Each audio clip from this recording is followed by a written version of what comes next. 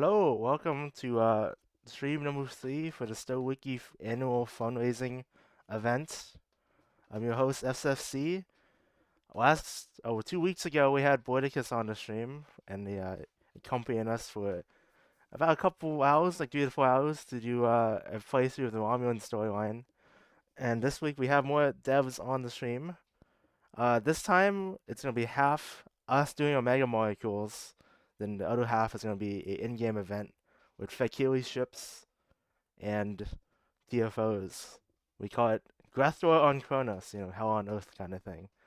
So with me today is, first of all, Shootgazer, my number one. Hello, everyone. I'm Shoegazer, or Shoe for short. And we have a dev guest. Who could they be? Let's start with, everyone knows Pundus. Hello, Pundus. Hello. And we got system designer Mayo, or Lieutenant Setsuo? Yes. There we go. So Hello, everyone. welcome in, everybody. Let's just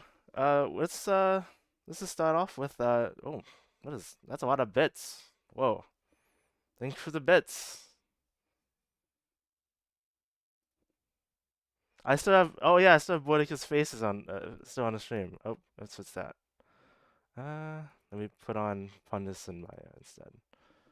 But let's just go around and introduce yourselves. So Pundus, what do you do on Star Trek Online? No, as if we don't know what we do on Star Trek Online, but oh, you gotta wait. Wow, it's loud.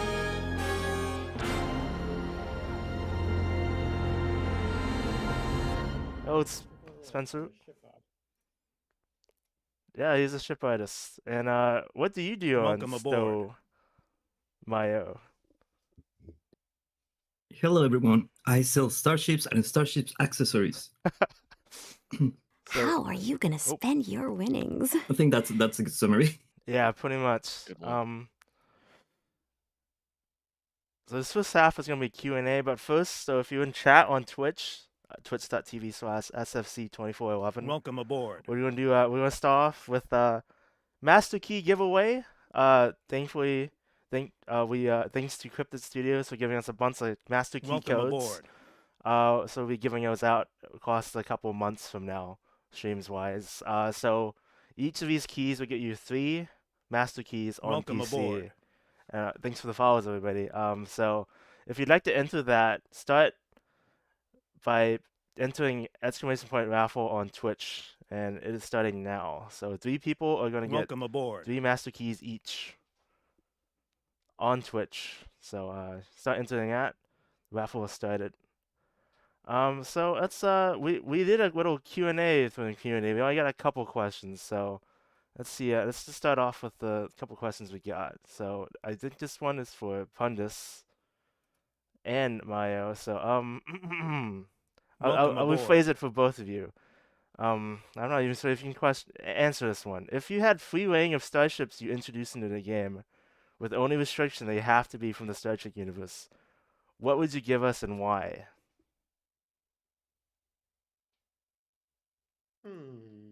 Any era, I suppose. So any time.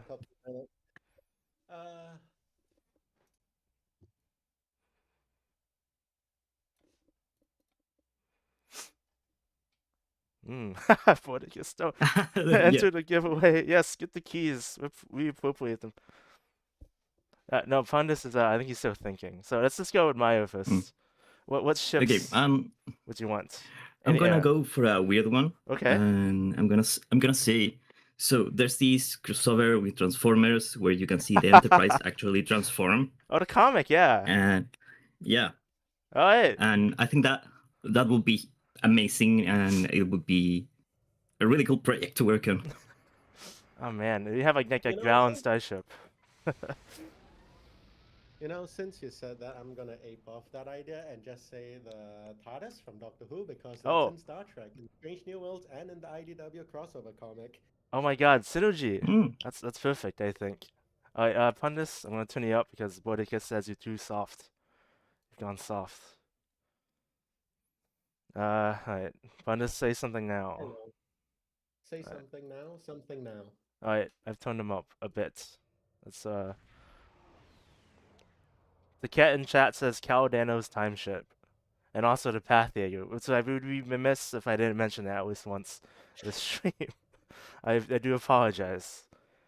Okay, we have another one from the wiki, the official server about from our very own Endeavor Gaming. For both of you, what was the most interesting thing you learned about STO when you started working on the project?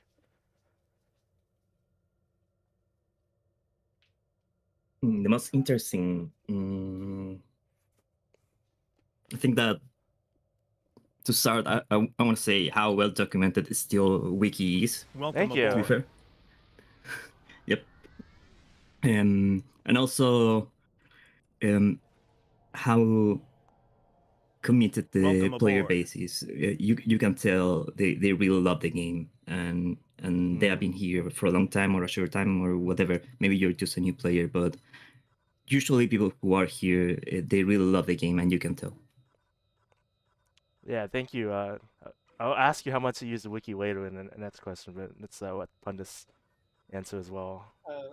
Well, I'm not going to glaze the wiki myself, but the most interesting thing for me was learning the ship pipeline. And, I came in as a fan artist, rendering fan art of ships from STO, and that stuff barely scratches the surface of how complicated actually getting a ship into the game is. And they're also saying I'm still really quiet, Oh so please no, turn me up more. I have you at 200%. So you might need to boost your own mic.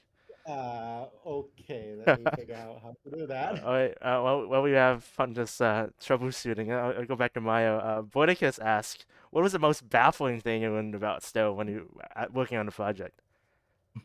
I'm not sure if I can say that. To be fair, no, I'll try to figure out something that is not covered by my NDA. Okay. I think that maybe I something think- you fixed or figured out, something like Kane knowledge. Yeah. I think that the fact that starships are like costumes of your character, so you're basically walking in space instead of gravity. Everything has a kind of skeleton. an yeah. interesting take.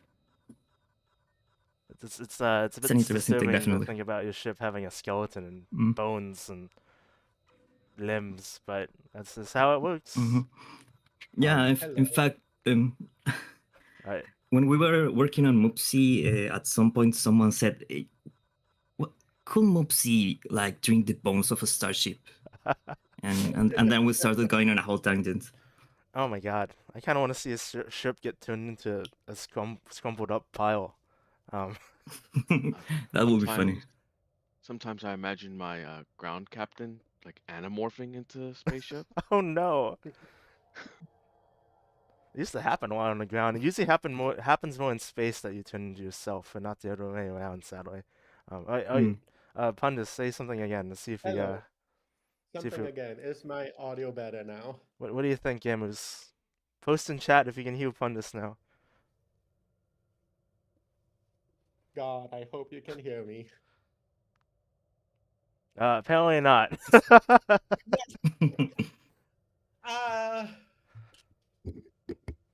Am I fine on the Discord on the stage itself? I hear you fine. And my volume overall is 80%, and I can hear Mayo's is fine. So, well, Am I just cursed? I think you might be cursed.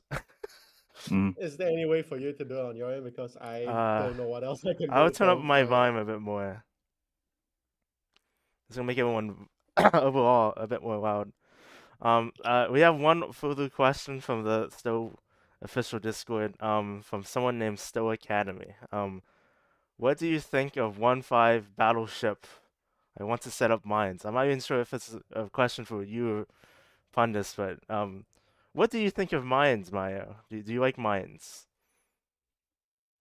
Okay, I gotta be honest. I haven't done a mine build yet, but considering the game has so much stuff to do, there's still a lot that I haven't done. But mines have been on my mind, of course. Mines on the mind. Yeah. So, one of my fellow system developers, he has a few ideas for mines, and sometimes we like ping pong ideas, and I basically I would like to make more ways of gameplay like funny to engage with. Open more options for people to play. So yeah, mines have been on my mind. Is what I can say. Very nice. Yeah, we've only had one of those oddball, more aft slots than float slot ships, and it was just one Voigon ship so far, and I think it would have to take another really oddball design, probably, to get another one of those types of ships again. So hopefully someday you think of something that necessitates more aft slots than float slots. Hello, chat. How am I sounding, by the way? I can try to turn up let's turn up the desktop audio a bit. Do do do do. All right. All right. How's Pundus now? I've turned him up Hello. 2 decibels. Am I sound good now? I hope, please. I'm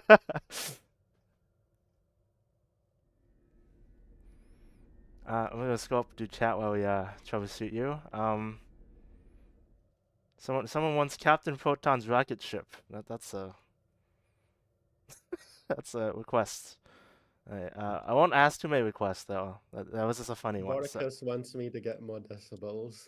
okay, I'll turn up a bit 5 more. more decibels.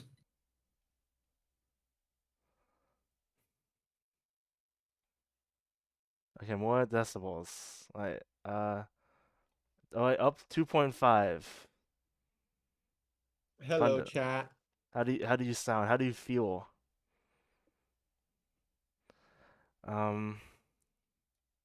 Okay, it's Hello, finally chat. better. So, hooray, you're fixed. Right? Yay! Yay! I don't Woo! know. I don't know why or what. Can I blame you for that one? You can Instead fine. of This is instead blame of me. If you know I had mic all issues, right. this is my fault. Yeah, it's fine. I Um, just came from another Discord call, so it's probably your fault. oh no. Oh yeah, Muak is asking Mayo, what is a ship design feature you would like to have in game, but's limited by the engine? That's a bit Oh, vague, but I guess this would have to draw back on things you tried to do in the past and couldn't because of the engine, maybe. okay. So I got pretty close to getting this working, but there were some engine limitations that didn't make it. So basically, I want to make something that affects the last power that you use. Oh. So it's a bit of a technological conundrum because you need to store whatever you use last, and then you have to retrieve that information, and that's where it gets iffy. I see. But if I could do it, we could have some pretty interesting and fun stuff right now. I guess I'll rephrase it for Pundus. Have you ran into any ship problems that you would be fixed by some engine limitation? Oh gosh. I mean that one of the main restrictions for ships, especially as it comes to ship customization, is that each ship that's on a skeleton needs to have all of the, say, effects in the same hierarchy. So if on one variant the saucer has the impulse engines, has the deflector, or has the weapons like phaser beams and cannons, it can't go on to say the hull in a different skeleton. And by gosh, I wish it could, because it will allow for much more for more options in terms of customization on a single skeleton without having to fudge it or add additional details on the models to have like torpedoes fire from torpedo tubes and such. It would be a really nice thing. I have in my time here managed to find a workaround for specific things, like how the Proxima has like a special setup that allows it to work with 2 deflectors when ships by and large can only work with 1, and with the Daetra, which has the impulse engine swap which part of the ship they're on, depending on which customization options you have. But in all honesty, both are kind of hacky workarounds that I managed to get just working well enough with all of the possible customization options in the game. And basically, I wish the engine would let us hot swap where the effects mount points go. Hmm. Um. s- That, correct me if I'm wrong. That's one of the obstacles stopping you from doing like a roll barless Miranda, like the land tree, right? You can't because the roll bar has to have points on the hall, and you can't just hack it off and say, oh, no roll bar Yeah, on the Miranda. yeah. There are some options like hide, like you could have hidden geometry, like hide the roll bar within the part of the ship. Like you can also technically have like no geometry for a part if there are no mount points, like for the nacelles relying on it, which is something that I did for the Antares, the freighter. I made it's not playable, but I did make the Welcome aboard. customization option to do the robot variant that we see in, I think, TAS without the front part. Like I Oh managed to yeah, do that. There are neat. ways to do that, but it relies on having the mount points be placed elsewhere. So for the Antares, you could have no front part, but all of the mount points that are on there get reassigned, not reassigned, but placed on the main hull with fake geometry inside the ship itself. So it's not ideal. And for the Miranda, what I would have to do is to put them on like parts on the saucer, for example, but then that might not work on all of the other customization options, which is where the problem comes in. Right. If you customize the Miranda with like say a Reliant, you may have like phasers that ordinarily would fire from the quote unquote mega cannons on the roll bar, instead firing from in the middle of the space in the air, not on any specific geometry, which is a shame. But yeah. So this is for Mayo. When you started on the project, how familiar with you with Star Trek in general? Have you played STO before, or was like this your first like exposure to Star Trek in general? So when I started on the project was my first time in STO, but it just so happened that I had just left another Star Trek project. Oh. So yeah, so I actually work on Star Trek Infinite. Mm. That spin-off from Stellaris. So in fact, if you have it and if you have played it, you have played my first game. What did you do on Infinite? Was it more like mission design or? So I was a junior game designer at the time, and suddenly I fell into the position of AI designer, so to Oh. speak. Unofficial, though. But I so I work alongside an AI programmer, and we went through like how the different powers in that game will do diplomacy, how the ships will do combat, stuff like that. We try to fine tune it as much as possible to feel like Star Trek. If we managed it or not, that's another question. We had a lot of plans. Just so happened that they didn't come to fruition in the end. It's kind of by fate that I believe a lot of Infinite folks came over to STO after the project kind of gets shuttled, right? How many, like, by your estimate, how many from Infinite are on STO? Like, at least a couple? A dozen? Or? I don't know the exact number, but quite a few. Yeah. So when you first started on STO, were you always assigned to starships, or were you, I know you did the boss fight for Shattered Peace. Knowing that you came from Infinite and did a bunch of AI / game design, it kind of fits that sort of mold that you came from. So were you always earmarked for ships or like weapons or items or etc.? So I guess that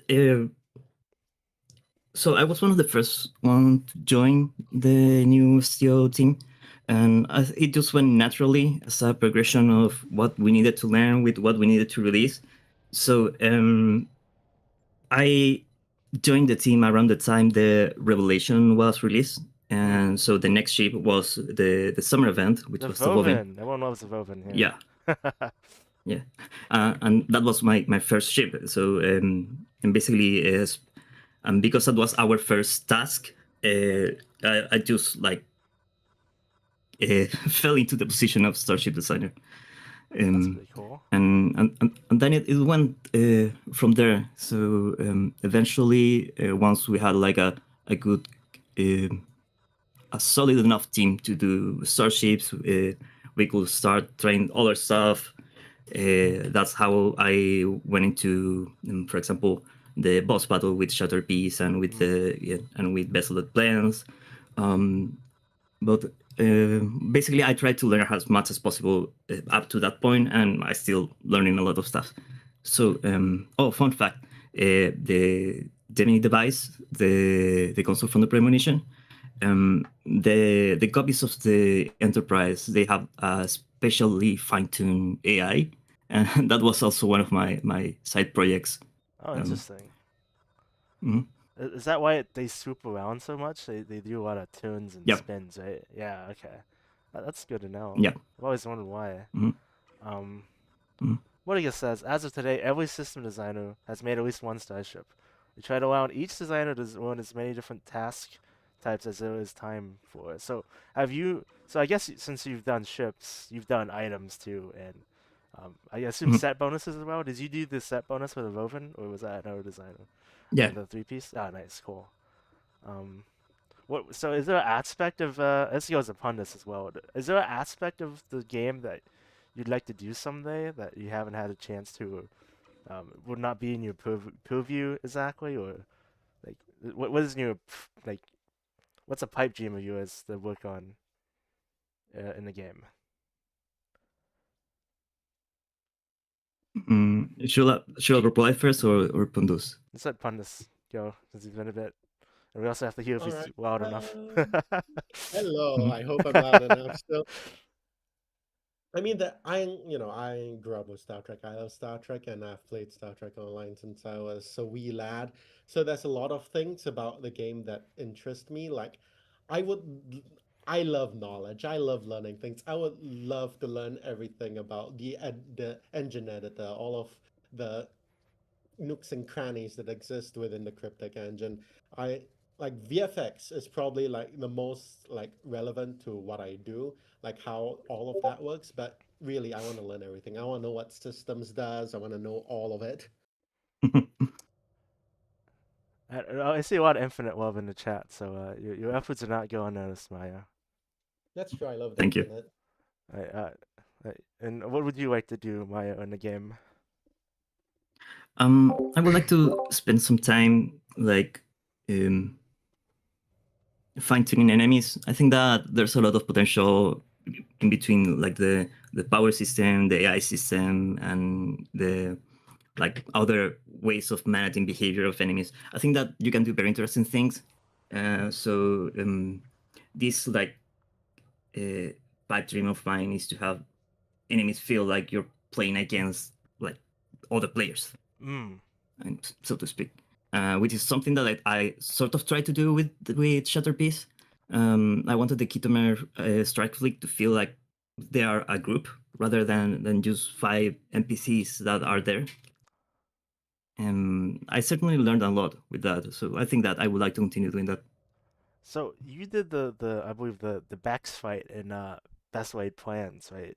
So the first phase of that ground battle with the Goloi Bex, you don't do that much damage to the construct. You do like I think it's like 10 damage per shot until the I think Q scans the thing and takes the shield Mhm. down. Then you basically just kill it as normal. Is that another like tenet of design? I like that personally because I felt like I was actually fighting a boss and like not instantly nuking it. Was that Mhm. like a consideration for that boss fight? Like sort of like Yeah. damage. I don't know. Attenuation is probably not the best word for it, but it kind of feels like that in a way. Like that sort of hard cap on damage. Mhm. Yeah, definitely. So I wanted, I guess that, yeah, I had that concern that I don't want this boss to be like one shot in an instant by like someone who has like an invincible build. I want Right. them to spend some time here to look at the mechanics, to get a feel of the battle. I want them to give them an experience, basically. So yeah, it start from the very beginning. There was gonna be a very high cap on the amount of damage that you can do at the beginning, because you needed to do something to make it vulnerable. Mm-hmm. And we went through a few iterations of the idea, and in the end, this is what we had. So, um, for example, I believe that one of the ideas was that you needed to interact with something to make it vulnerable, and then you can shoot it, and then you had to repeat this process a few times. It was an interesting idea, but it basically added too much time to an episode that was already quite long. So we had to simplify it a bit. It makes a lot of sense. Would you say building for ground encounters is easier or harder than space encounters? In terms of like gameplay wise. I was thinking some ways is simpler and some ways are more difficult. So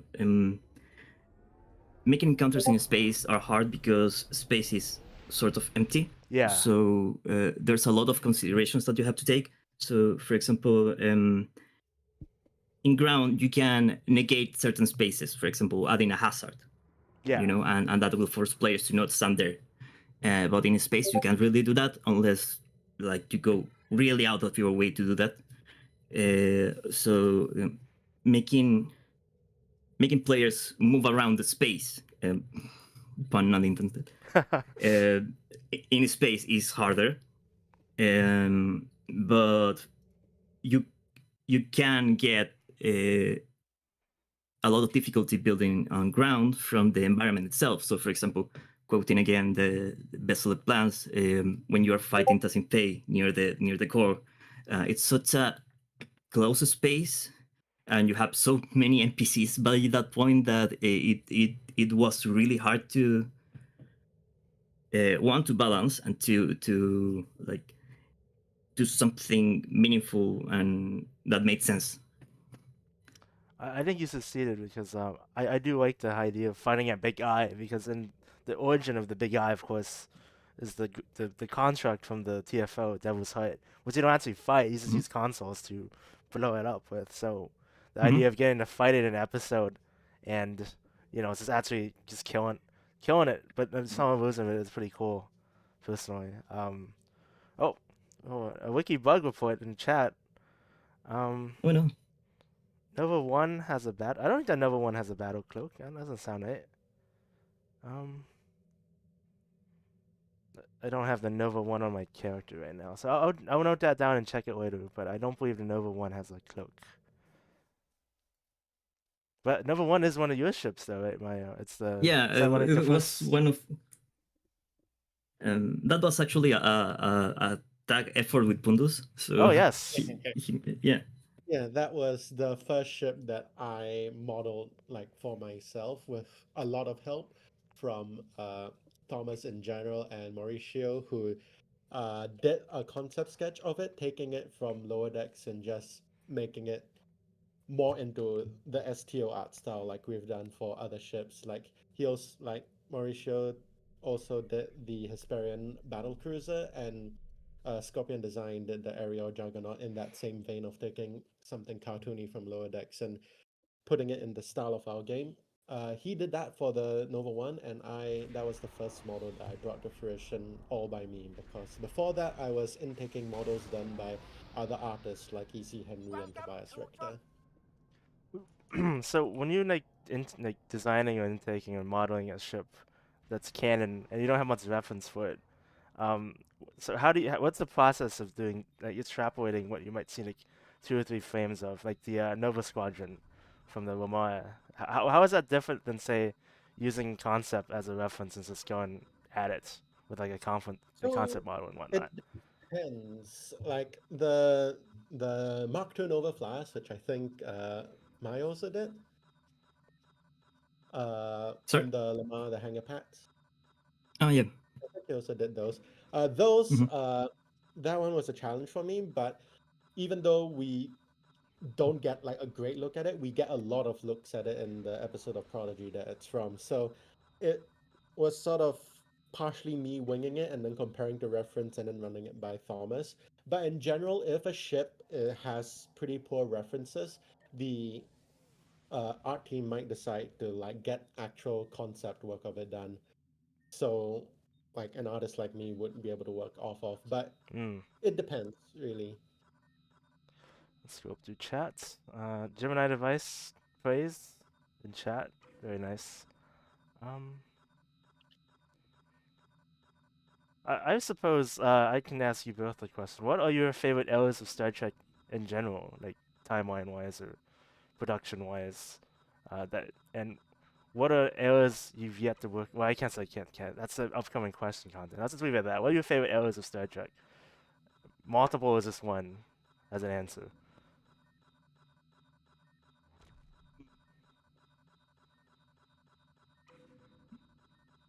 Pundus, you wanna go first? Sure. I'm biased. The answer is Star Trek Picard because I Mm. worked on Star Trek Picard. And Mayo. Mm. uh, I don't know. I don't know, to be fair. I don't think I have a specific era that I really like. I really like certain shows more than others. So, for example, I always recommend Prodigy for anyone who is not a Star Trek fan, I agree. as Yeah. a getaway drug. Um, and I don't know. I think that if I were to, I guess the STO era would be my favorite. I just think that we have more freedom to create, and that always like excites me. I would say so too. Bordicus makes a good point because Picard is so interesting since it's so still adjacent but still its own thing. So it has its own design language, which is much of it Definitely. is showed with the game itself because of it's just how the nature of it shows a lot of designs. Would you say that I guess what sets Picard aside from Stowe is I guess a lot of John Eves designs and etc. Sweet like corridors and no carpets. um, Yeah, I mean, I would say like the Star Trek Picard aesthetic is much more in line of how like it's a point of contention within like hmm the fandom, but Yeah. Discovery and Picard both have an aesthetic that is like inspired by how science fiction aesthetic has evolved into the 21st century, like shinier, lens flares, more blue. And Yep. I'm a zoomer. I admit I like it. And I'm a fan of lens flares, crucify me for that if you want. But that aesthetic is pretty prevalent in a lot of Picard and Discovery. Meanwhile, in STO, there's definitely more of harkening back to, like you say, carpets and such, like the fantastic, like 2411 interior kit that Nick made. Like that is very much more in line of an evolution of something like, say, the Enterprise D from TNG. Like it's much more following in that aesthetic. I think that really sets the two identities of STO in and of itself and Picard in and of itself apart.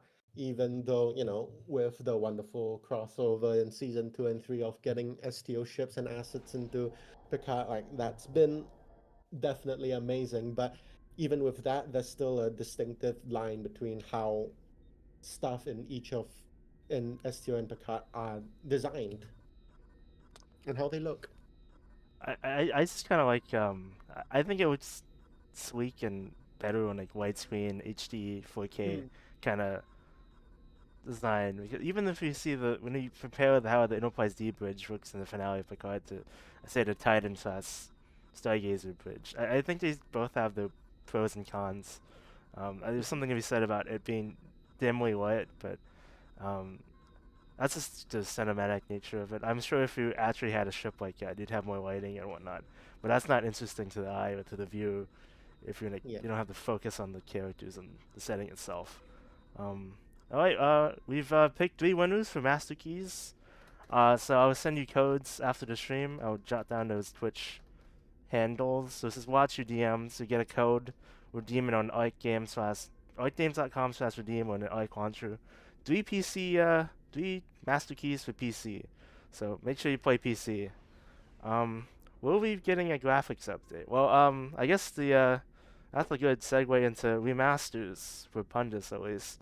So what would you say sets remastering starships from wholesale making new ones? I know it's sort of the same process, but it's much more interesting, I'd say, that they take existing old launch era design, get some new concept for it, and redesign it. So I guess what was the last one? What was the last remaster, if you can recall?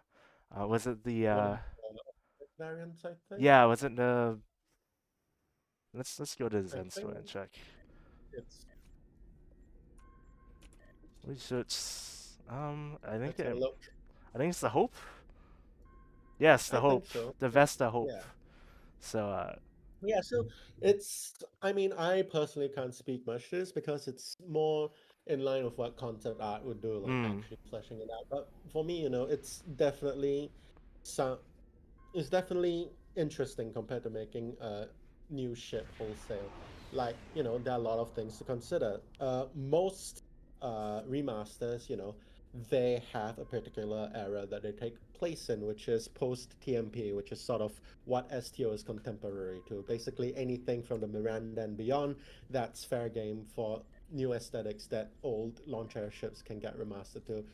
Uh, Thomas is also the main driving force behind them, and he's, I think, the one who decides how most of these remasters look and what era they go in.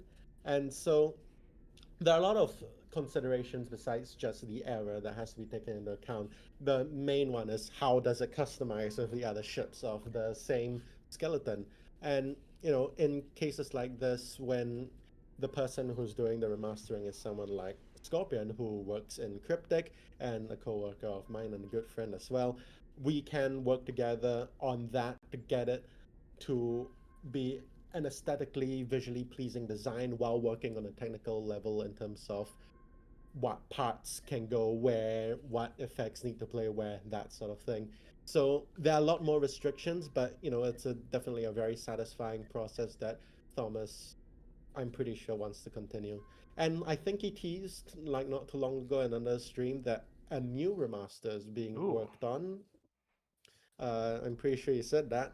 And so I'm excited for people to see it as well.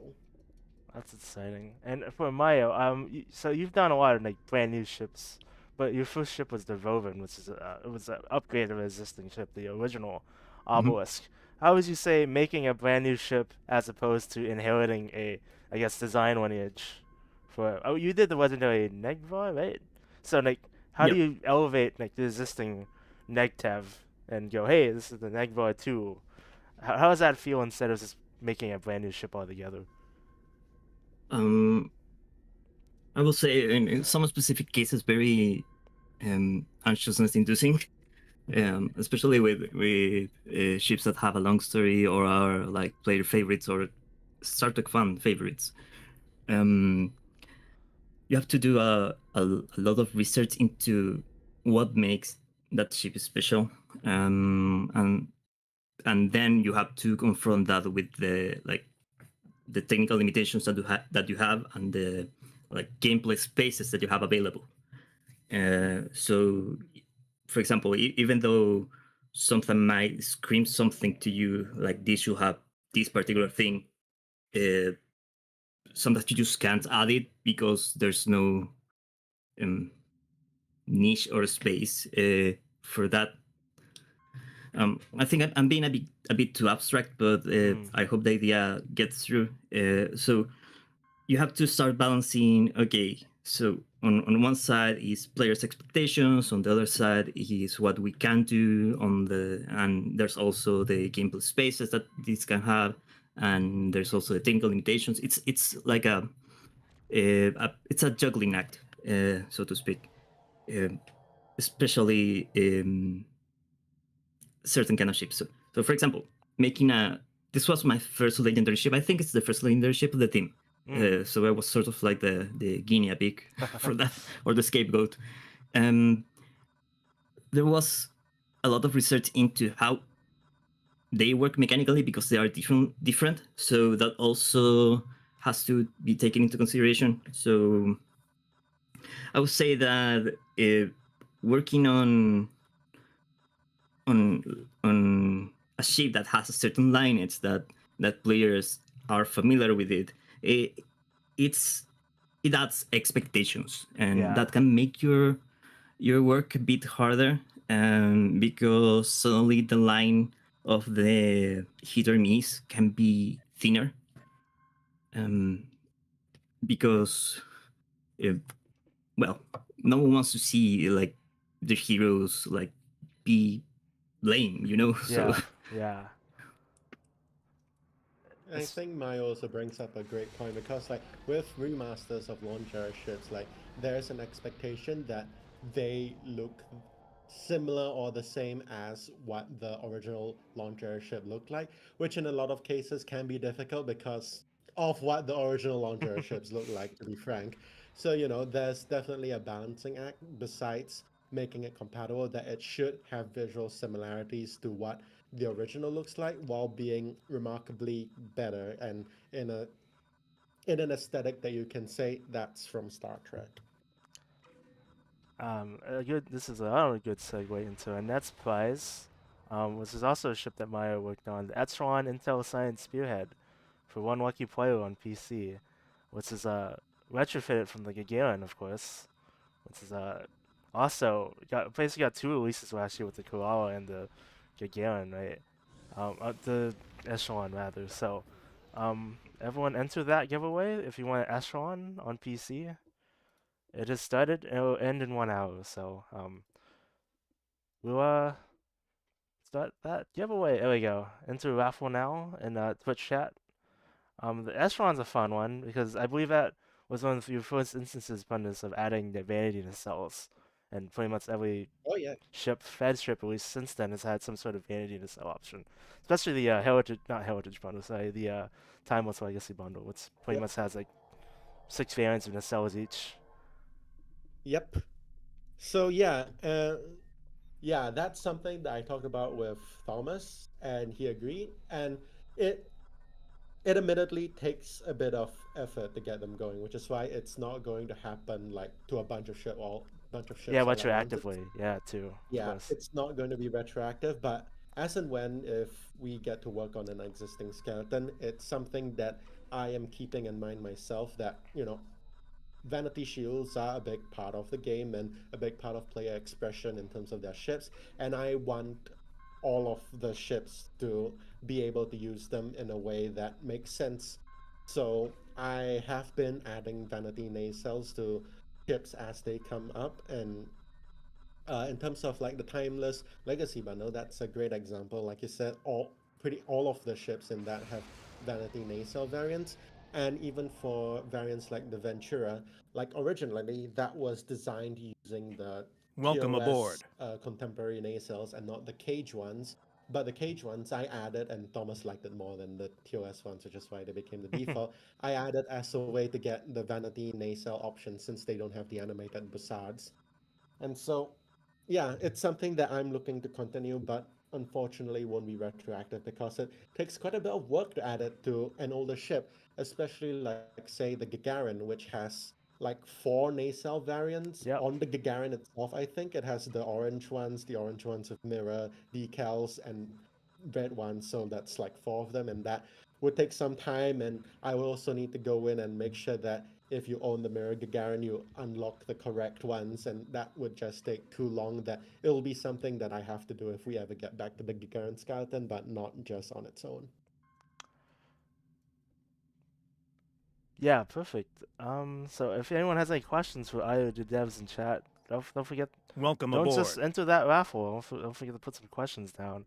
Shugezu, this is your chance to ask any questions. I know you're a residence mechanics guy, so if you want to ask any questions, I'll put you on the spot real quick. Uh, um, oh, I shouldn't have been playing Bloods of the Ancients on the side. You actually caught me. Gotcha. Uh, I'm actually going to answer one of the chat questions as someone who does pay attention to some of the devs. Hmm. A career swap token is, very hard. Um, Decisions were made from way before the game was launched, and yeah, everything careers are baked in Yeah. way too deeply into the game. Yeah. I'm not sure if Bordicus is still here, but I'm sure he could comment on how hard a quill swap as opposed to a species swap would be. So you have all Welcome those aboard. traits, all those skills, all the powers. You can take them off and put them on another character. It doesn't sound too difficult, honestly. Um, and I got a question about playable Borg ships. I'll ask this. how has been like the internal talk of the Harmony so far? I know it's probably one of the biggest ships you've done so far, and it is kind of hard to see where you're going. It doesn't have trails by default. Um, how's the like the internal feedback of the Harmony been so far? If either of you know. I think we're still just collecting feedback at this point, but seems to be okay. No, I don't want to like spread this information. I'm just gonna say Yeah, that we're still collecting yeah, I collecting imagine. feedback. Yeah. I personally like it. I like huge things, and I like seeing them clumped around Earth Space Dock as if they're like their own little mini station. That's it. Um, let's see. Yeah, Boudica says Clue/class swap token might be possible someday, but it'll be a Herculean task. Very likely not worth the effort. Very prone to breaking things, and class is very much a fundamental definition of your character. Yeah, that's makes sense. No, I'm not asking for playable station. That doesn't sound very fun. Like, how would a station be different from a ship other than you can't move? I would have to be It like, would it would be like the Harmony, but with a turn rate of 1. no turn rate. I mean, I think this is spitballing. Like a station and like some sort of encounter where you play as a stationary in like a mission or something. I think that's the only way. Like some sort of scripted set piece. I don't think it'd be very fun to gamble for a station, get it from a box, and like, hooray! You do nothing but sit around in a TFO. Even less than like the Nindarian Defender. It doesn't sound very fun to me, but I don't know. What do you think, Maya? What would you say about playable stations as like a spitball? Like it sounds pretty hard to me that you like differentiate it from a starship or like a carrier. So I think that from a curiosity point of view, I would like to see them how they teleport with the bobbin. Yeah, I think that will be funny. A playable station. What is this? Hmm. I mean, it is possible from a technical standpoint, but I don't know how I will make it fun. Yeah, This will that's be the whole my problem. Like yeah. you can be a Yeah. carrier and just like spit out a bunch of ships, and in most ITSs, the mother base's main goal is just to spit out of the ships. But Mhm. that's not very fun. Like you don't want to be the star base, so like you'd have to Yeah. have like some sort of command and control ability. Yeah, like you will have to rely on some sort of like hyper incredibly developed hunger pet system, something like that, Yeah. and a lance maybe. But at that point, I don't know. I think that rather than a station, I will rather play something like I don't know, the crystalline entity, something like that. Ooh, that's a good idea. Uh, Oh, the Doomsday Machine, the big horn that's going around. Yeah. You do one thing, it's just fire a big beam every like 2 minutes. The console would scoop things off of the planet. Right, that You can only fuel your ship by eating plants, and you have to do that every 20 hours, or it doesn't move. Um, Chat has gone off about the station idea. There is It the is fight. possible to commit no Thank you for the mistakes sound. and still lose. Someone brought up the good point that the Federation HQ in the 32nd century is basically a starship. So, well, that's pretty big. That's pretty tall, but it does give some crystalline entity vibes, honestly. And going back to what Boudica said, Harmony, the lack of engine trails is under consideration, which is nice. I do like that. The one of my favorite features of the jellyfish, of course, is that you got the big trail behind it. You swoop around as a big Mm. saucer, but you still have that trail to orientate oh, yourself. a multi like a 3-dimensional trail would be cool. Oh, that'd be kind of neat. Coming from the corners tips. Yeah, and Vorticus makes up a good point that being a stationary base would make pretty much every story mission. You have to go places, you gotta scan stuff. You wouldn't have to have like an extension of yourself to go out and do things. So like if there was no way for you, like maybe you could split off a shuttle and go do things for you, but that's not playing the station. You're playing the You shuttle attached to the Yeah. station, right? Like have to you'd have to send out some sort of crew on a Star Yeah. Trek. Oh, online even. I actually do have a question. Sure. Favorite vanity shields? Oh, that's a good one for Pundus because he's been doing a lot of Vanity Shield pictures Yeah. lately, I believe. Did you fall in love with any old ones? Does something come up with new ones that you really like? Tell us about it. One of the when I developed that Vanity Shield image generator thingy, one of the older ones that I realized that I kind of liked was I think the Tier 6 Reputation Dominion one. Ooh, It yes. has a very sort of like car paint sort of vibe to it. Very shiny, pearlescent, maybe not the right word, but it feels like car paint Yeah, with that whole sheen it's on it. it's a purple with like some sort of metallic Yeah, shell, right? Yeah. The yeah. fleet, I love it. the I fleet made slash that shell. veteran one with Gemini ships is quite similar too. I like it. I like them both. Like You questions know, going there's crazy. always the classics that I must admit that I also like the Section 31 one. You know, I get why people like that one. But yeah, those are probably the highlights, I think. Alright. I've done Wolf. I'm gonna go to Wolf 359 now. So if you want to start coming to Wolf 359 with your Fekili ships on PC, and we can start doing queues, gather up at Wolf 359, and that'll be the next part of the event. I'm done farming Omega for one night. Far from over. I do this every week. I get like 200. That's my goal. But Section I'm at 31. 90. Oh man, you gotta get more. I farm so many of those every year. This is fun. It's mindless fun. I like it. It's like probably one of the only rhythm games I'm even good at. Always use the mouse is what I say. That's the biggest tip. Talon One thing that I origami would ship. like. Oh, sorry, go on. Sorry. One thing that I would like of that mini game is when you get to for example, to the top and you press up again, it will what's the word? Like roll all the way back, something like that. Oh yeah, the arrow keys. I was never able to do arrow keys. I wouldn't from the start.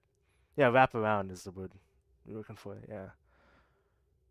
I could not do anything under the mouse at this rate. I've played the mouse version so long that when I went to console for a bit, just to get my head wrapped around using a PlayStation controller again and using the console again, I tried the mini game on console and I couldn't get past a Welcome 1,000. aboard.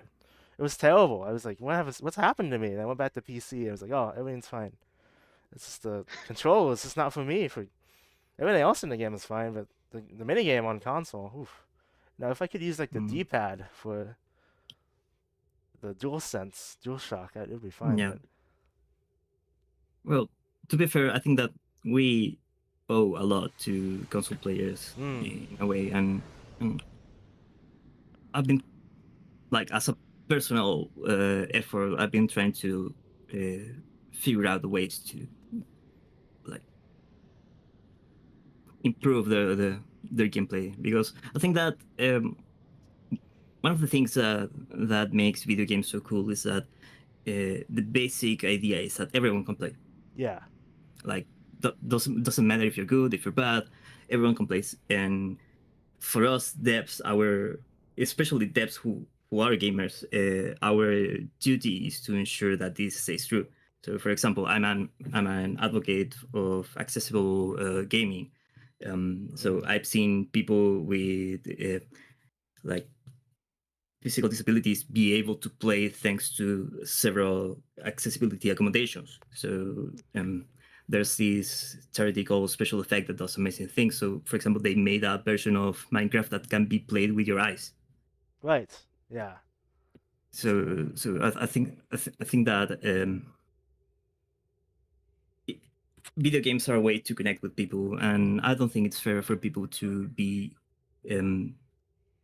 gatekept from that experience for something that is not their fault.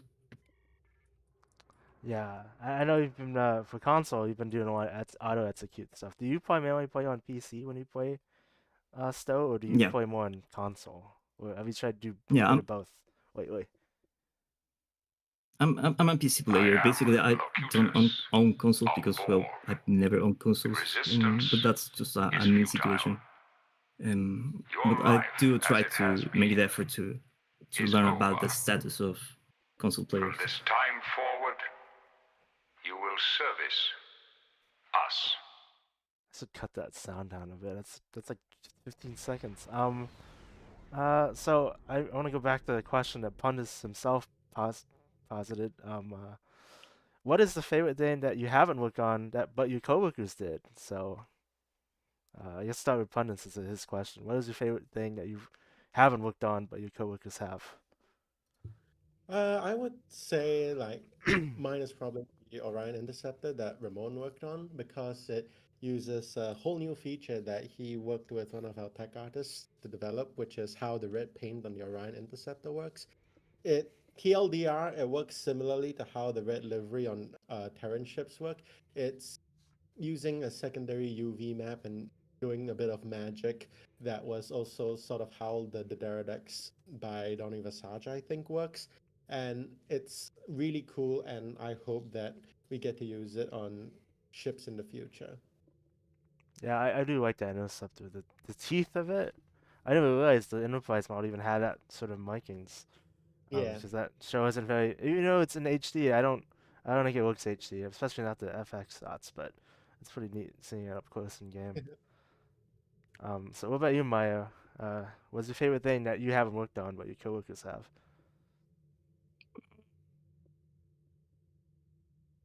I think that the episode and TFO releases, I think that will be from my.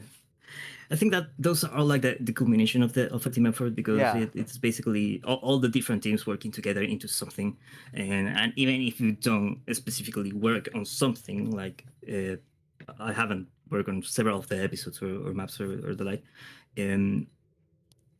getting to be part of the playtest and then playing them on live and seeing people's reaction, you just you can avoid but feel happy, like for the product, for what you release, and I really love replaying the different missions, the different TFOs, and I think it will go even further back to content that was made before I joined the team. Like, for example, I had a run of Ketamine in Stasis. It was classic. My first run of Ketamine in Stasis, and the first few minutes were tough until we started communicating and talking with each other, and we actually figured out how that worked. I was like, man, that was amazing. That was such a great TFO. It just needs like some tweaks on messaging and stuff, but it can be really fun.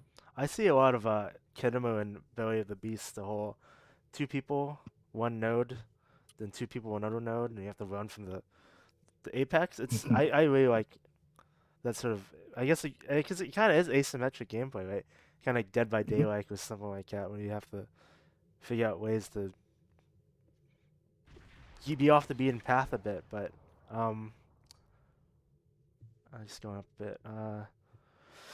Yeah, Phil Harris, Boydica says, the senior system designer in STO is a console first player, so they have some representation internally, which is nice. And Gast and Dorf mentioning auto execute on console, which is I'm sure something that it's on the forefront of your mind these days, especially like stuff from the last couple of years that hasn't really had the opportunity to be auto executable on console. Definitely. Oh, so Dead by Day it was an inspiration. I think someone put that on the wiki. So now we have now we have official source of Dead by Daylight being an inspiration for the TFO. I definitely, it shows because the consoles are basically generators. The only difference is at the end you get to kill the entity killer thing instead. All right, everyone enter the raffle for the Astron and come to Wolf 359 for a Valkyrie event. So the next part of the stream, we're going to be doing a bunch of TFOs and our Valkyrie ships. Which I know you didn't work on the Vaktar, but were you a part of any of this design talks with the Vaktar? And I know you probably were a source of inspiration for the particular system designer who did the Vaktar. I was like his first ship, right? I believe his name is Alex. Yeah, yes, that was Alex's ship, and But I had no participation on that ship. I think that I gave some feedback to Alex at some point, but no, this is his work again. And I think he did a good job. I think that I gave him a tip about how to basically to imagine himself playing this ship through content and what he will do as a way to figure out what the setting should be. I think that was like the extent of my participation in the Vector. It was a pretty fun strip. I especially like how green it is. Which is it sets it apart from all the other Fakiri ships. And part of me hopes that if you do more Fakiri ships, they're all different shades of the rainbow. So you have blue flames, not just green and red. That'd be orange cool. flames. Yeah, it'd be kind of neat. Inspired by Mindfire from D&D because Alex is a D&D fan. That's none. Muwak says new TFO. He likes a new TFO, but it's basically challenging because of the map, no map, and everything looking the same. They have a bit of that compass going around everywhere, but I know what you mean. So actually, if you're inside the safety zones, you get back your map so you can plan your route. That's kind of neat. I didn't Yeah, actually notice that. Yeah, and when you activate the consoles, you also get like the map back for a few seconds. Fun. All right, so looks like we got a team forming here. So, oh wait, I'm on a different allegiance. So, welcome aboard. Thanks for following. Let's see. So let's go around the group. We got a bunch of Fakiri ships here. We got 2 Goktas, and I'm here in the Goktad. And someone else is here in the Goktad. I think it's Atreus. Later on in the stream, after Echelon, we'll be giving out 5 sets of the new winter traits, so Space and Ground, Twinkling Lights, and Fakiri Elemental Control. 5 copies of those for PC captains.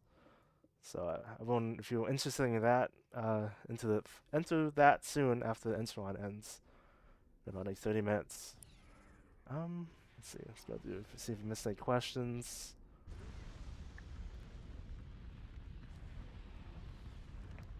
There's a lot of discussion about stationary bases being playable and how it would break the game. Be more interesting as a scripted event and like a mission or something. Yeah.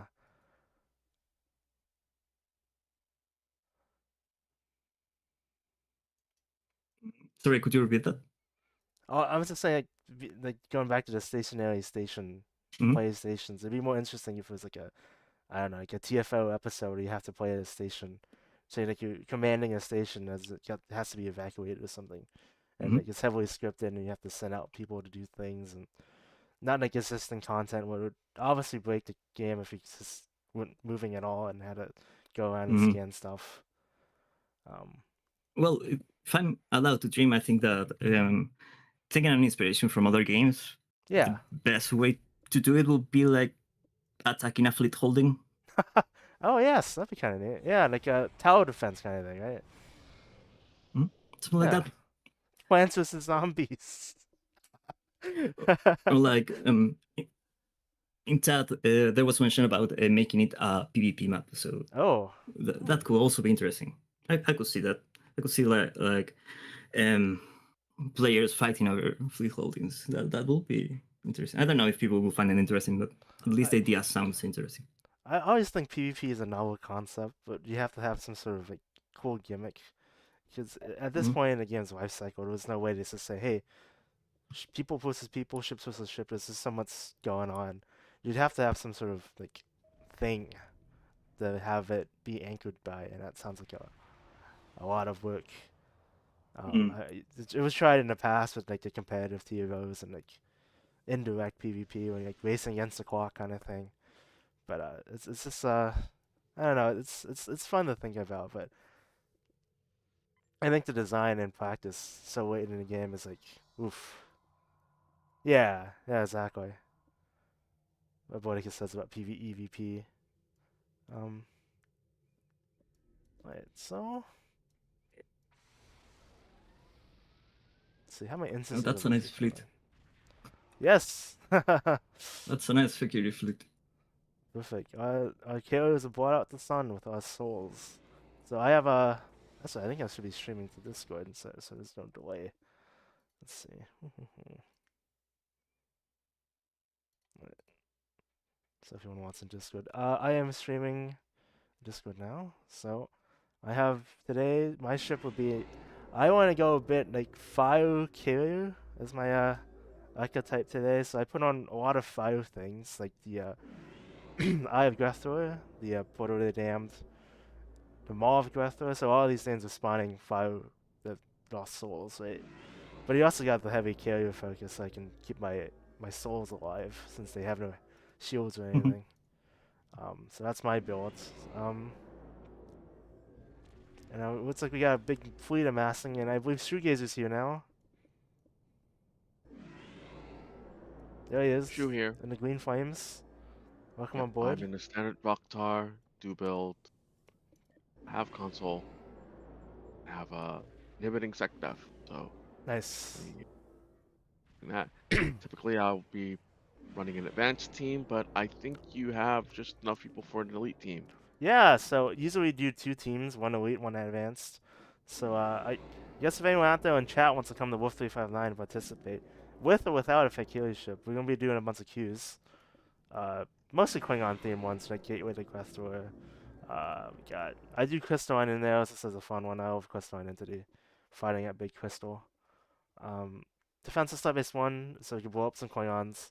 The Hell with Arnold, and the end will be Genoid Gauntlet. So that's that's our own gauntlet of sorts. This is pretty much what we do every month. We do like a silver event based around what's come out in the game recently. So in a couple weeks we do one for the Impulsa. So a bunch of alliance ships coming together, we're doing a bunch of queues. Definitely Shadow Peace and etc. But then usually next month it's First Contact Day, so we do all the boy queues. Try to use whatever comes out at the time. Just to have some fun on the weekends. And I always like to do Wolf 359 or Dyson because they're cost action maps and anyone can come by.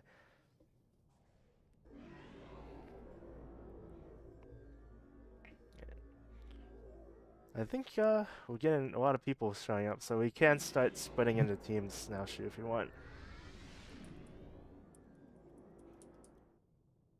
Yeah, sure thing.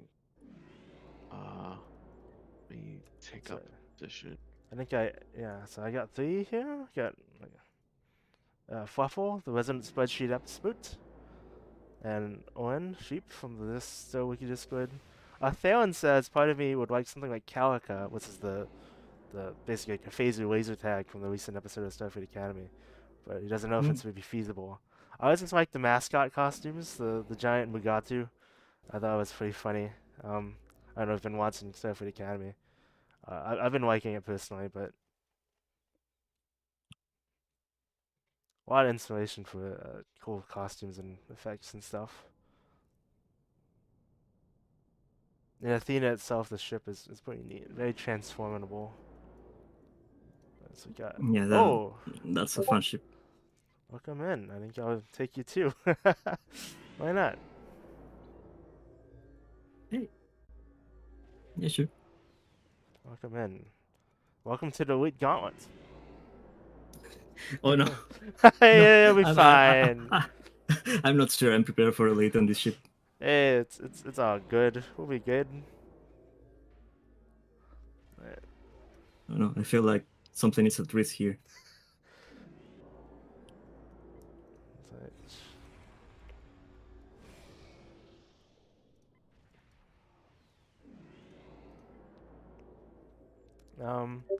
Botica says the on-screen rules of Calico are pretty much 100% awful with game design, but maybe there's something you could do inspired by it. That's actually fun. Yeah, it's very convoluted, and it seemed like there were actually no rules to the game because they were able to just cheat and get away with it. So that wouldn't be very fun in a game. D. John Sinai said, well, that's a good point. So recently, I guess the Dyson, not Dyson, sorry, the Voigon consoles and the got unrestricted. So do you just like kind of look at player demands for stuff to be unrestricted console-wise, or it's just kind of go, hey, we're doing this content, and I should unrestrict this set of consoles? I think that the official stance is that we want to unlock more stuff, but it has to like fit in our time schedule. And of course, if it's something that depends on some special animation of the ship in particular, that can be done. But in general, we are open to unlocking stuff. That's nice. Just it's a matter of opportunity most of the time.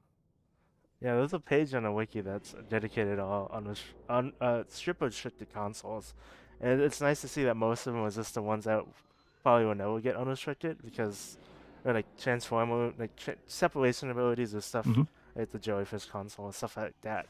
And like the list is constantly dwindling, which is nice to see. So it's not like a non-priority.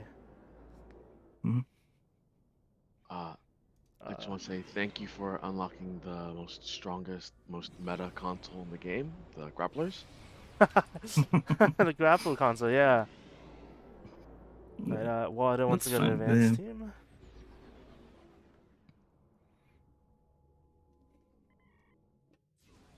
Right, how many people do you have shoegazer over there? You should have at least 2 or 3? Shoegazer doesn't have anyone. Oh, well, Waldo's coming your way, so I think we do 4. Oh, that's because Shoegazer just warped out to get Gravity Well 3. Oh. Come back! Come back! And if anyone wants to play with us on PC, let's come to Wolf359 and post in a local chat. Yeah. Again, SFC runs the elite group. I run advanced content. You know, no failure states. And if we get more than 10 players, other players are welcome to come along and run their teams as well. All right, I am back, and I am. Let's see. Let's go into a face-off. All right, there we go. Let's see. Let me think of a couple of questions. Yeah. I love the fracture console. It puts you exactly right in front of a target, and that's great for lining up screenshots. Ooh, that's a great screenshot opportunity. You got a couple people for your team, Shoegazer, and start a Discord chat. Oh, cool. This is, I guess this is for Pundus and Mayo. What is your favorite faction of ship to design for that isn't Federation?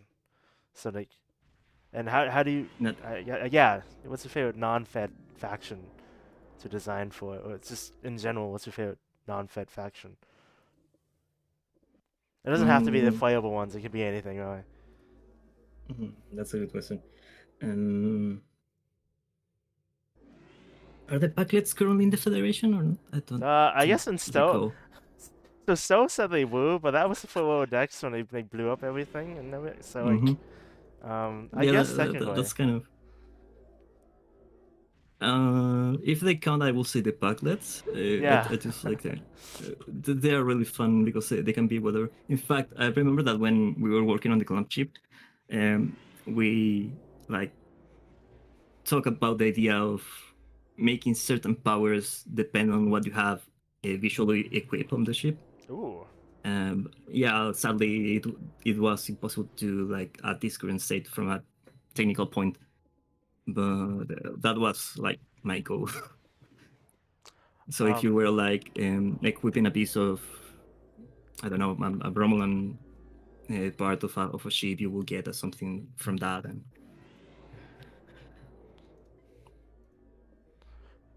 fire burning.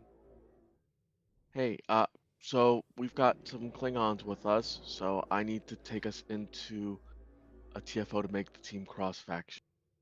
Alright, we can just probably end with Crystalline probably then. So let's just start with Defense of Starbase 1. That should be pretty easy. Good warm up. What about you, Pundus? What's your favorite faction to design for? Or favorite faction in general, ship-wise or otherwise? Well, yeah. I guess technically, like, I don't design any ships for myself. That's up to folks like Scope, who do the actual designing of ships. I just make what they come up with real, basically. But what is my favorite faction of ship? I mean, to be frank, it's hard to say because I main Federation. I don't really play the other factions that much, so, uh, I mean, just off the top of my head, right? The recent Daetra that Scott worked on is fantastic. So I'm just gonna answer Romlin to give a little basic answer based on Yay. what I just worked on recently. That's fine. That's a great ship design. That's a great ship design language in general. I do love me a good Romulan ship. I would have to say mine. If it's just limited to STO ships, I think I really like the Dominion. I don't know, it's just, all those angles, the purple. Yeah. Yeah. The wingman was always fun to have wingman. It's just kind of neat. I like that kind of sort of pack leader kind of gameplay. Yeah, no Fed Wings here, unfortunately. No Dreadnought carriers. I was gonna bring it, but I wanted more anomalies on my ship, so I did not bring it. Alright, so let's get started with the TFOs. So we'll do defensive starbase 1 to start. So, Shu, if you're ready, you can begin when you're ready. We'll be back in 3 minutes, so you all should start without me. Alright, so Team 2 is going to be delayed a tiny bit. Pundus is quiet again. No, please don't say that. No, no, What? no, Is no. it? Well, I mean, is it because I'm not talking, or am I actually Maybe quiet? both. But my volume is at 100% now, so. Ah, well. Yeah, this should be fine. You won't, I have the game volume at 1%, so it's not like his chatter is gonna be covered up. So yeah, yeah. Hey, Bordekiss can hear him, so that's a litmus test. It's all good. All right, so Team 1 was starting defense starbase 1. Just start in a moment. I guess I can now turn it back to the wiki since I've not really mentioned it. Wait. So this stream is for the wiki's fundraising efforts. We're at 80% right now. That means we got 20% left. But it's been like 3 weeks, 3 or 4 weeks. I do appreciate all the effort. This year's gonna be great. We're working on a theme revamp, doing some upgrades, and I do want to address the elephant in the room, the Cloudflare always online attack mode. Um, we're suffering from some sort of service disruption, disturbance. We think it's AI scrapers causing it. So thumbs down on AI. We hate you. We hate you. But we're thinking, we're trying to work on load balancing in the next couple months. Hopefully, I don't really have ETA for us turning it off, but it's still usable. It's way more usable if we than if we just had it off all the time. Unfortunately, AI hates us, and we should hate it too. But, so if people want to donate, where should they go? Oh yes, if you want to donate, it's the Ko-Fi at, I'll post it, that's wrong. Ko-Fi/Trek Online Wiki. The chat has been spamming it, but I'll post it again. And yes, still better user experience than Fandom, that's right. Actually, even Fandom has a bunch of like anti-AI features up now. You can't even embed their links anymore. On top of all the bad ads, you just can't even embed anymore. It's just crazy. But we do thank you for the support. And NetSuite's guests should probably send us over the edge. And who might that be? Well, stick around for another hour or so, and we'll reveal who the next and final guest of our streams will be. But you don't want to miss that one. Oh, we got a question for the wiki. Separate special pages for kit modules and kit frames. Oh yeah, because the kit page is just all one big conglomerate. I like that idea. Yeah, I think I'll put that on my list of things to do. I think that's a good idea.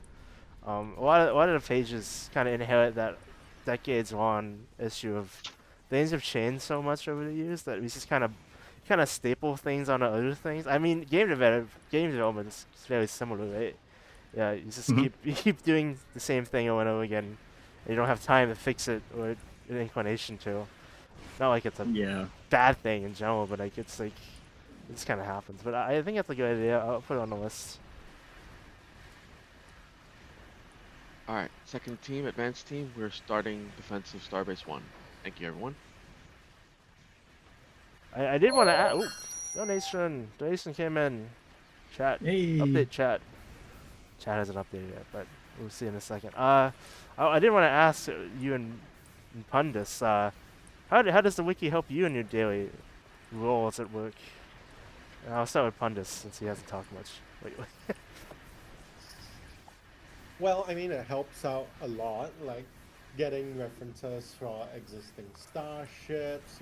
There's a lot of great screenshots on the wiki for that, especially for someone like Scope who has to constantly look at existing ships, how they look, get references for aesthetics and variants and such. So, given my line of work, it's very important for me especially to know about what ships are already in the game. Not that I don't have most of the fed at least, but it's a great reference to see what variants exist and all of like if we wanted to add a new ship to a variant, I can look at anything that is similar in shape and that sort of thing, and it's just a really quick and handy reference compared to pulling it up in the game engine where I have most but not all of the logical names for ship costumes memorized.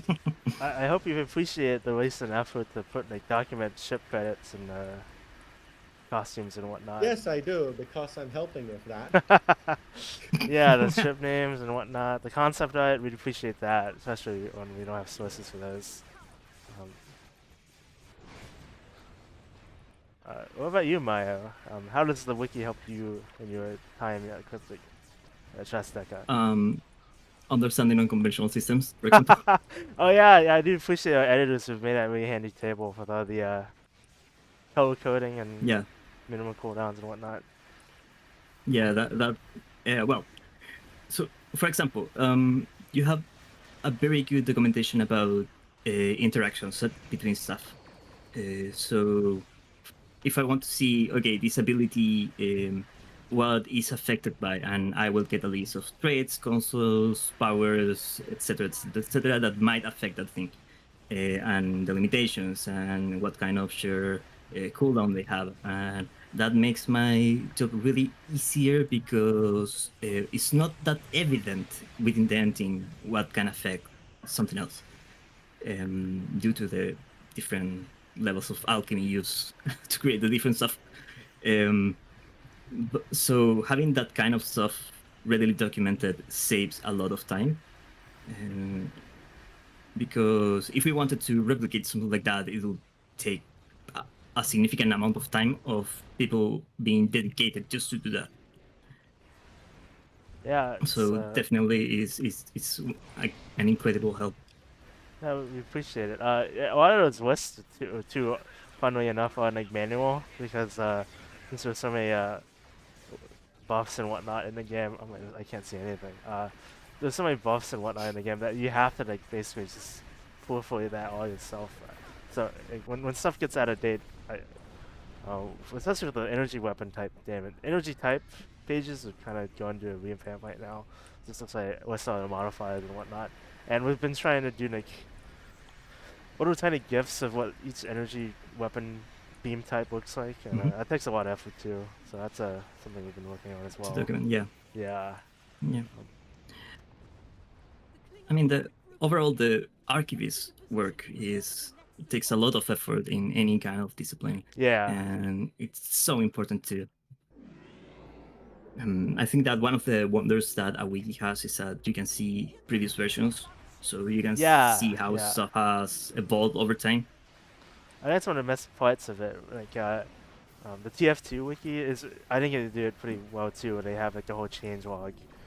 I think Warframe wiki has that as well. When you can see, oh yeah, this got changed on etc. etc. We try to do some of that where possible. Essentially, if something got buffed or nerfed or changed, there's usually a note section. Samuel Vine messages, no, there's no in-game, there is no in-game integration for STO Wiki. There is a link to the wiki in the support section, but As Boudica says, it's a bit of a can of worms since we aren't owned by Cryptic or anything. We're a fan site, and yeah, he's right that we could change. The ownership could change at any moment. Domain could change, so it would be kind of bad to have it linked in the wiki and have some sort of switchbar. But rest assured, it's supported, de facto supported by the devs, so feel free to use us. Oh, I mean, yeah, if we can support you, yeah. I'm sure that. That's what I appreciate it, yeah. Mm. So for Mayo, there's a lot of systems in the game that haven't been updated in a while, like seputations, spectralizations, Admiralty system. Instead of us asking, when would you like to make a new reputation, have you like worked in those sort of systems and go, wow, that'd be kind of cool to do someday, kind of thing? Like, what system in the game would you like to take a look at, deep dive into? I think that due to my AI work background, I would like to take a look into Hunger Pets. Hunger Pets, like, nice. Expand it a bit more. I'm not sure how or if it will be possible to do, but that will be like a personal goal of mine. And also the crafting system, because Crafting. Yes, I'm the kind of person who likes crafting in games. So yeah. That's why I do so much Omega every year. It's my one like through line to the crafting system. I can just make some Omega upgrades every now and then and say, these are the times. Yeah, Warframe Wiki is owned by the dev team. And it was supported by Wiki.gg, which is another like independent wiki. I guess you could farm, a wiki farm, yeah. They do a lot of wikis. Stardew Valley is on Wiki.gg. RuneScape, I think, was one of the first. They're good peeps. I've talked to them a couple times. Going back Memory Alpha? You mean like the wiki or the social zone? That would be great if the Memory Alpha would be put off, but I think they're very, very ingrained into fandom. You'd probably have to have a whole crew just to get Memory Alpha separated from fandom. They're basically like conjoined at this point, unfortunately. Wait, Team 1 on Nets Q. Let's make sure everyone's still in the group. Cool. Next one would be, I think it's Gateway to Grethor. Yeah, Gateway to Grethor. I went out of order, but it's all good. Oh, Thomas is in chat. Hello, Thomas. Yeah, Memory of Alpha definitely has financial incentives. I saw when Academy went up, they had the big banner, like, coming soon to Paramount Plus, Starfleet Academy, and it was like, yep, they're not going anywhere. The Fallout, when the Fallout fandom wiki is the same way, they were very heavily promoting the show when it came out. Of course, the Fallout wiki's always split off, but yeah, for the general consensus I've seen from the admin team at the Memory Alpha is that they have no intentions of splitting off, and it would be a big financial cost too, as well.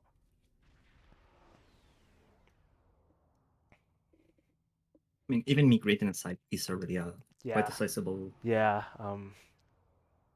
Quite a sizable effort.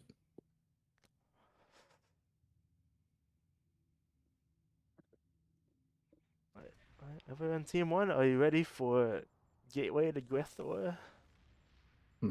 Let's go. I made this build yesterday. Me too. Well, it was like 12 hours effort, so. How's it going over those shoegazer, though? We just got done with Starbase 1. Awesome. Prepare to get their troop transports open.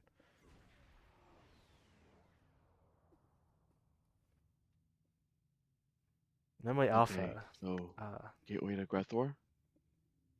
Yep.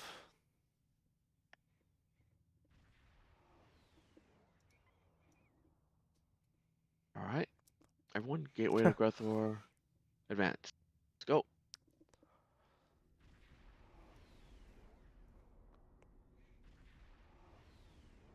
in terms of wikis, I look to as like a North Star. Wolf 359, not Wolf 359 wiki is not a thing. Warframe wiki, that's what I was trying to say. Warframe wiki is a great wiki. I like how they break everything down. Um, I guess that back in the day, the Minecraft wiki. yeah, they also broke off recently too. I think they are under wiki.gg as well. Path of Exile is also now a good independent one. I think a lot of early STO wiki it was branched off of Wowhead, I think, Wowpedia or something like that. Like a lot of the old editing guidelines we had to update ages ago. Some of them still mention Wowpedia or whatever, which is kind of funny. I have never played WoW, but To be fair, me neither. I played too many other MMOs. Like I can't. I'm not that big of a fantasy guy either. I just haven't really got much fantasy blood in me. What's sci-fi? Guild Wars 2, yeah, and Baldur's Gate. Nice.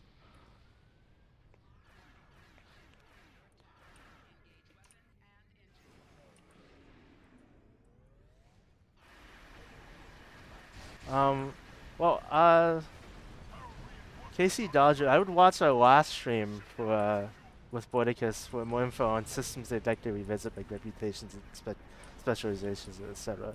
I think right now, I believe we talked about last stream that it'd be more likely to see expansions of existing reputations right now than a whole new reputation to begin with.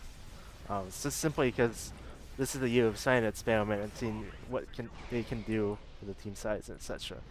That they have of expanding on what hasn't been updated in a while.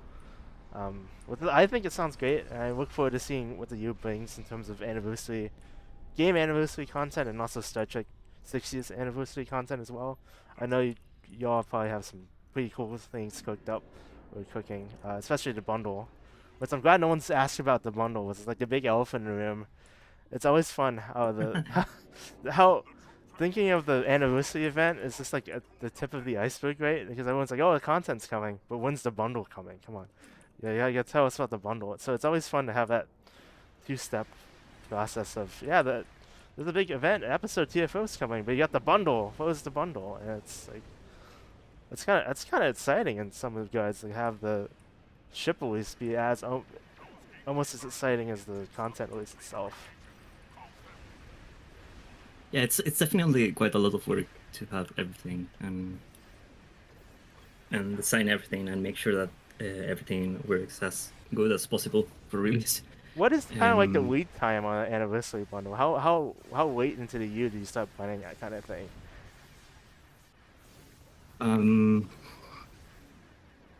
That's a good question. I don't think you asked the right person just because I have a terrible sense of time.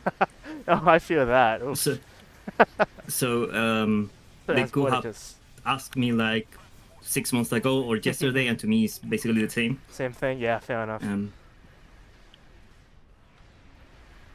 I guess let's add Pundus. So like, what did you say the lead time on ships you're working on to like release date is, like, generally speaking? Like, it can vary depending on like when it's decided the ship is going to be made and locked in. Like some of like and also depends on how complicated the ship is, right? Like the legendary Negva, I think I started working on that like closer to release than I would have for other ships. I know I know for the Garrett and the Nova One, the first few ships I worked on, so it was, I think, a month or two-ish out before release. That I probably more than that actually, because they were first ships I worked on, but they were closer to release than I would have liked, I think. But it really depends. For one of the, I guess I can say without mentioning what it is, like one of the anniversary ships I started working on like late last year. Wow. So like a few months in advance at that point. Thomas said November, October, depending, and the 10th anniversary was special. It was started the previous July before the anniversary. This is kind of crazy. Wow.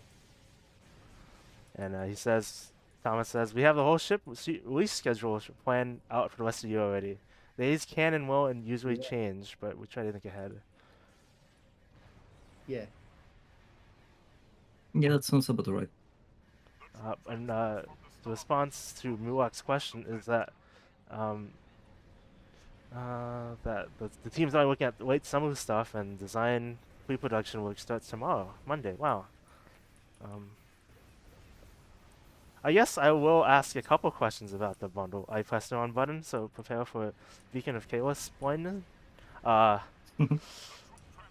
exciting has it been to work on Enterprise era stuff? I know last stream we talked about the fact that in previous years it probably would have never happened, but is it cool to be working on an era that's kind of unrepresented in the game for you two? I think that all the Enterprise era stuff has quite a lot of personality. So working on that, it's been quite fun, especially because it poses an interesting talent because it's very early technology in terms of the universe we're in right now. Yeah, slapstick. So kind of, yeah, like yeah. rat tag. Yeah.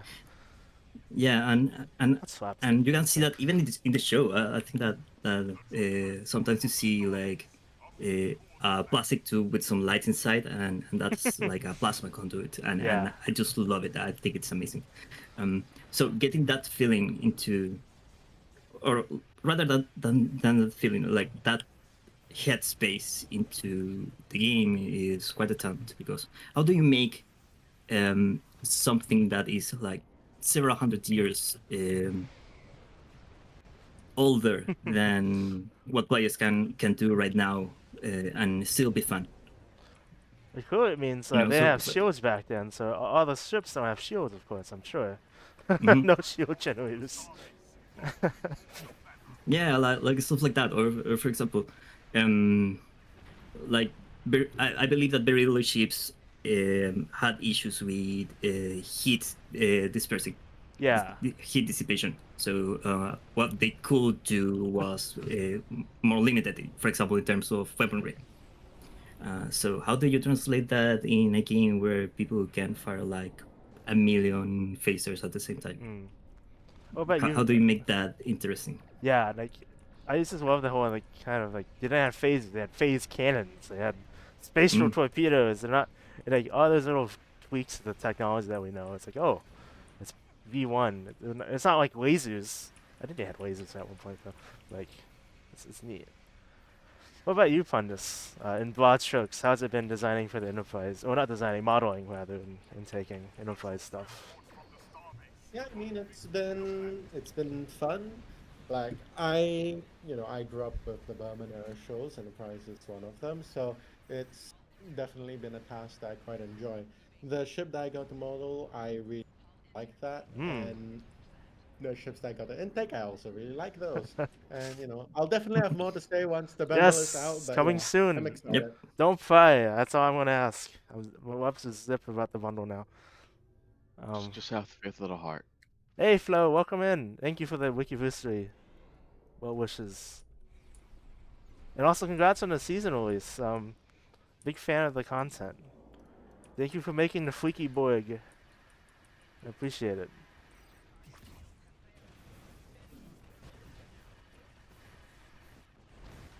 Ah, Dreadnought's gone. It's gone. It's gone. It's just gone.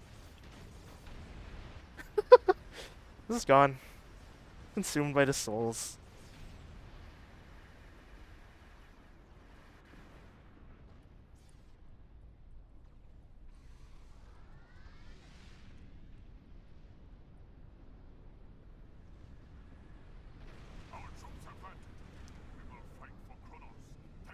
Blah.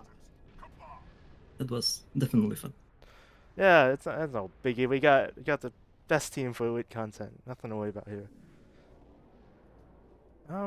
Aboitica says we need new ships to compete with other modern ships. So the Enterprise era ships will have shields and modern weaponry. But Mayo's right that we try to take inspiration from the scrappy tech of the era for things like console and trait descriptions. Oh, that's a good question. So, Casey Dodger says, here's a mechanical question. The Kingdom Alliance cruiser has a special fleet support ability that summons other Alliance vessels that wasn't ever brought to other Alliance ships. So, they want to know if that could be brought forward to other Alliance ships. Which I think I recall that. I Hmm. think the Alliance cruiser, battle cruiser, Kingdom can spawn like Fed and Klingon, and also itself as a fleet support um, target. Mm, So that's something to think about, I guess, for future Alliance ships. I personally haven't looked into that particular mechanic, but if we have a good enough excuse to do that, that sounds fun. I think a cool idea too, not to brainstorm or Mm, anything, it's like a Kingdom Distress call or something to put on every ship and not just the yeah, Kingdom ships themselves. That'd be something to consider at some point as well. This, yeah, if it, and I know that we have a full strike fleet, yeah. and it would be great to get the strike fleet to come to your rescue. Oh, that'd be great. That'd be cool. Mhm. All right, next up is the Hellthon. How's it going over there, Shu?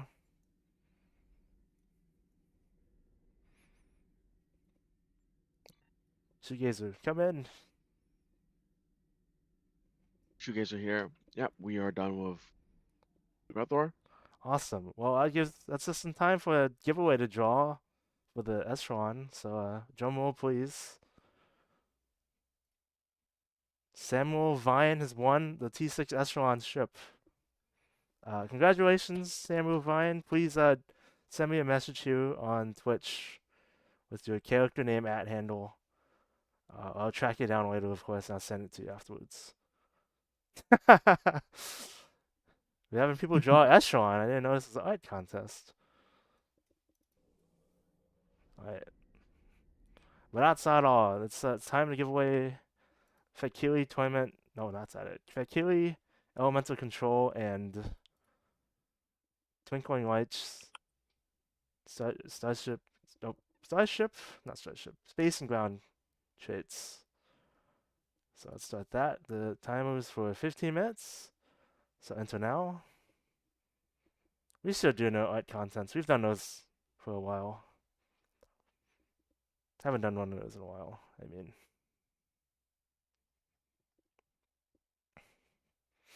the flagship transponder hasn't been around for a while. I would put a feedback thread in the official Discord that it's been missing, Hmm, so they can definitely. remember that one. Uh,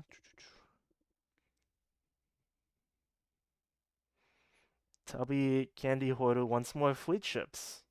What was that?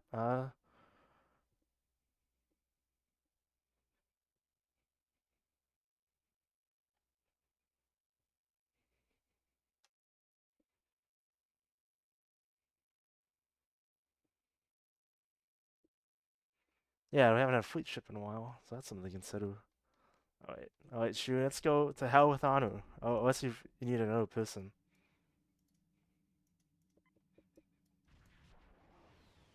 Are you down a I teammate? figure we could just, yeah, we are, but we could just plug it. All right, It's okay. all right, all right, everyone, let's go.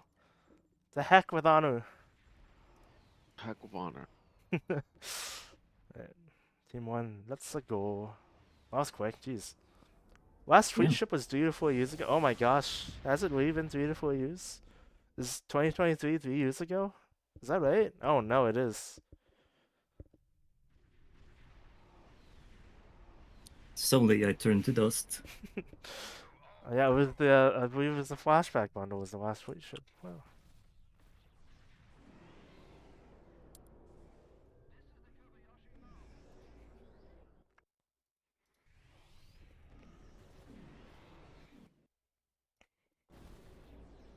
This is a fun one. I love this map. What's that line? I love the smell of burning deuterium in the morning. Yeah, yeah, yeah. That's what he says. The Klingon. Yeah, I think some of the recent Thomas interviews have talked about ways to expand the fleet system, and like I think the interview with Spencer he mentioned. Shout out to Kazu SAB who rated us earlier. big fan.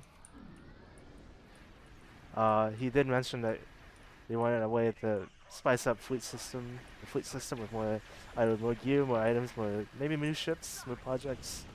So maybe at some point we could get more fleet ships, but you know it's still early days and whatnot.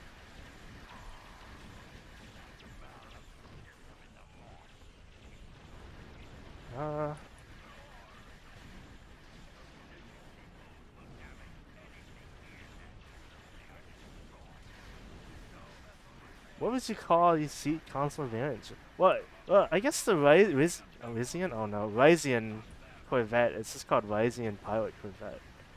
So like, it could be like,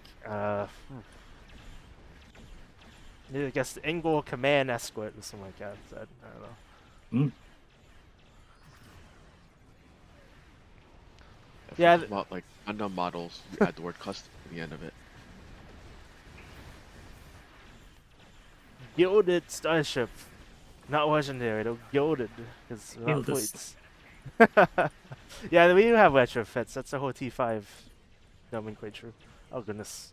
Played Kidomer with full command. Yeah, it's a cool idea that retrofit some of those OD for event ships and whatnot.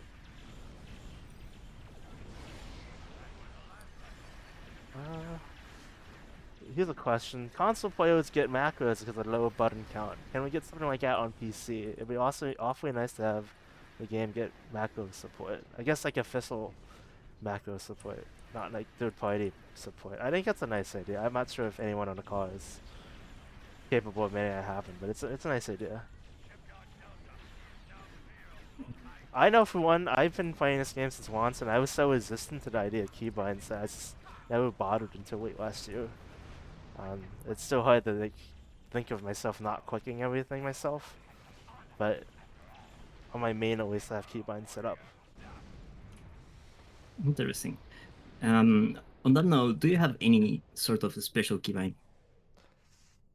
Yeah, so Like, on my main, Maya helped me do keybinds. So like the middle, like the left mouse button, the mouse 3 and 4. Mouse 3 is like buffing up my weapons, and mouse 4 is like actually activating all my weapon like firing modes, etc. Or you can have like spacebar Bs just for uncons or something like that. Just have it like divvying out. So like keybinds aren't total automation, right? There's just like ways to automate specific groups of things. Like if you want one button to be speed binds, like emergency powered engines, or buff up heals, spam all your anomalies button, which you probably shouldn't do. Some of the stuff you have to do manually, like you don't want to just throw a gravity rail behind you and have everything get dragged behind you, right? So that's what I was hung up on for the longest time, that keybinds are total automation. It's not really. It's like, it's macros and whatnot.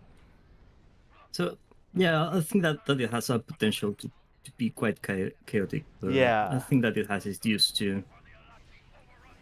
So, for example, something that I saw like in the documentation on STO Wiki was that you can set up keybinds to target enemies to your left and your right. Yeah. Basically. I also think it's like in-game setting as well, I believe. The target when it shoots you first, I think. Something like that. I think that in game the easy, like the explicit way, will allow you to target your nearest enemy, but the keybind has that discrimination to which side is this enemy. So for example, I mostly fly cannon ships, but sometimes I like to fly broadsides. And I made basically a few commands that let me target enemies on my either my left side or right side. That's starboard and port, right? Broadsiding, we love it. So yeah, so that actually makes it easier to play the game, and it's not like I'm ultra automating something. I'm just like helping myself target stuff. One thing I do like too, it's like keybinds would help you if you're doing like support builds. Like what sometimes I used to do a lot of like support runs with Maya and Sugazer here, and a couple others. So I would try to group up certain heals and support abilities into the bar, and like have that basically wind up, as opposed to like having to manually activate everything Mhm. at once. Oh. I think that speaking as a player, not as a dev here, I think that there seems to be a space for keybinds and Yeah, I would say so. I think it's much. It's always nice to have first party support for playing, right? Like the idea of having in-game plus as opposed to using like the many great community options is also nice for console and yeah. whatnot. But it's not like the If devs you don't ever use their own blessing stuff as well internally. Mhm.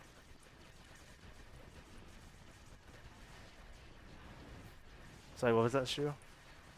I was gonna say, if there ever is first party support for some macro system, I would brand it as a custom attack pattern So shoegazer, it's like, that sort of That'd be thing. super cool. Yeah, have your own attack patterns. mm, Does the STO team have much contact with the Neverwinter team? Do you talk with the Neverwinter peeps, Pundus and Maya? Or? Not personally, no. not on a regular basis. Like I I don't think we have like cross game meetings at the moment, but some people do share information and experience with people from other games. Nice.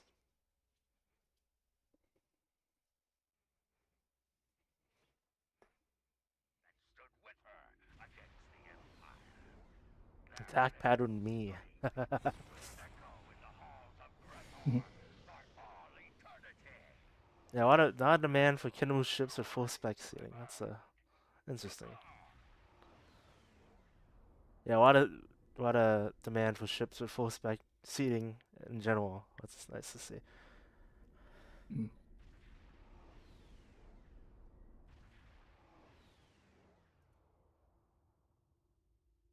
I personally love the Temere. I think that it's such a great ship.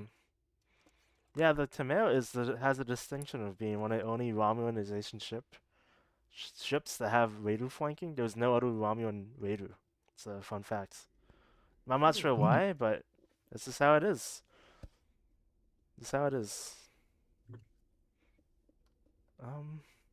Bodicus likes the Jawok. Here's another fun fact if no one's noticed this. Every year since the first feast, we've had a bird-themed ship in November. Just a fun fact. So we started with the Stranger Worlds play tour with the first feast. And the second feast was the Strike. And 2024 was, oh god, what was 2024? Oh no. Arion? Yeah, the Eliora, the bird juggernaut. And last year, the Daedra. So hey, it's like that's a pattern, right? It's been like 3 or 4 years with bird ships, so let's keep it going. Uh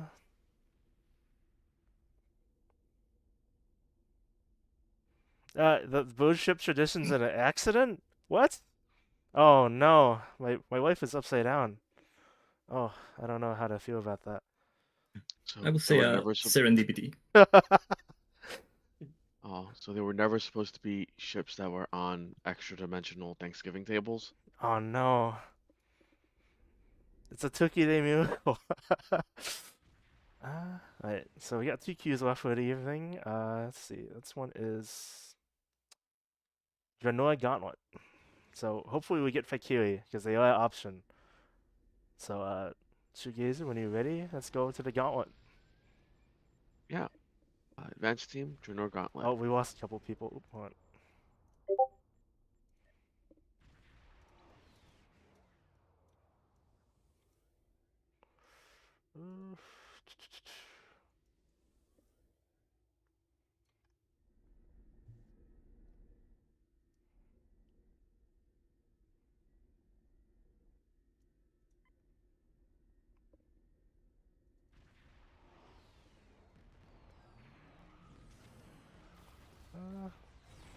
Who am I missing? Someone's missing.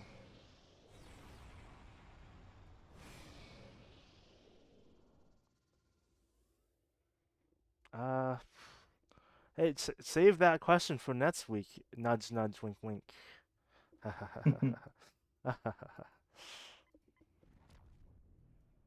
Oh, I think I'm missing you, Mayo. Hello? In the team at least. Uh-oh. Oh, seems like I'm not on a team. Oh, you might be another Wolf 359 on. I'll find you. There you are. No, I think there we go. You got lost in the sea of ships over there. Yeah, We it's are the at Sea Wolf of Souls. 359. Ooh, good one. Yeah, I do hope we have a Bud ship this year. That's just saying. It's a great tradition. I hope it continues. Even if it was accidental. I guess it was accidental because the nature was a late edition, right? So it almost didn't happen last year. Huh.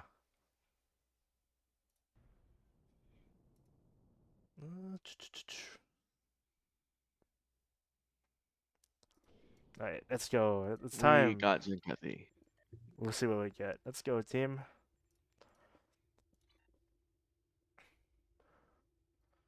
Alright. It is time to draw a winner soon, so exclamation point raffle if you want to win some Starship space and ground traits, the ones from Winter.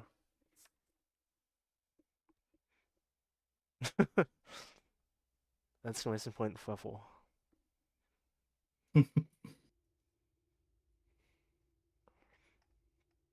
The TFO map of Wolf 359's Bright Rainbow. Well, I think that's for gameplay, right? Like, I don't think I want to be on this map for 15 minutes. But it's also the holodeck, so. Yeah, I mean, you can do basically anything in a holodeck. Yeah, pretty much. Unfortunately, I don't think anyone on the call has the ability to will more costumes into existence. So but I do agree, more Alliance uniforms would be cool. Call down Alliance security team. I like Alliance personal defense weapon. Well, and that just brings to mind like an anti-proton P90, like Stargate or something. But you know, I just want an Alliance gun. I use the Omega rifle as a stand-in, but Oh, I just say dual pistols just because I like yeah, to I would do love dual that. pistols. Yeah. I use anti-proton dual pistol because I like to do that meme with Danny DeVito. I So, started blasting. anyway, I start blasting. Yeah. Yeah. I know it quite a few fellow devs saying that over and over. Dual sniper rifles. Alright.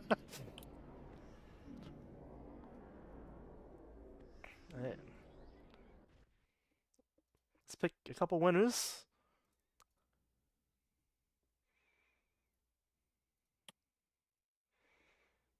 Oh. Congratulations, everybody. We have winners. For the Fate bundles. Again, I'll DM you on Twitch after the stream, so keep an eye out. I did not see what enemy we got. Did anyone see the enemy? Oh, the Owachi. Orion? Oh, yeah. Okay, yeah.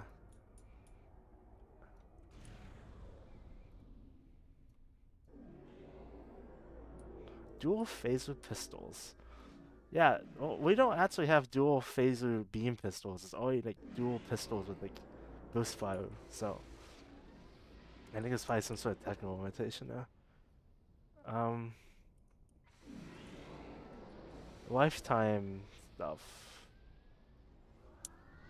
I think we talked about that last week as well with Boticus.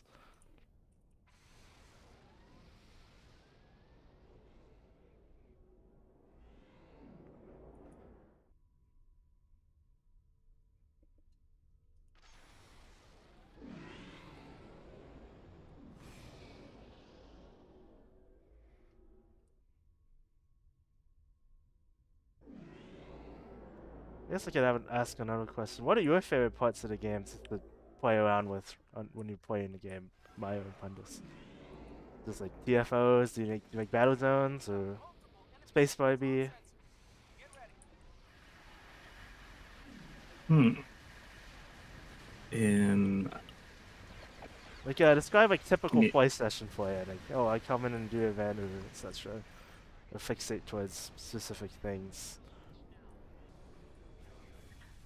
I like. I think that the overall the space combat is really good. It feels really good mechanically, and I really like doing space combat. I think that will be like the broad one that I like the most. But space Barbie to me is like quite important too. Yeah. Oh no, yeah, the Badlands tornado, it stopped spinning a while ago, I think.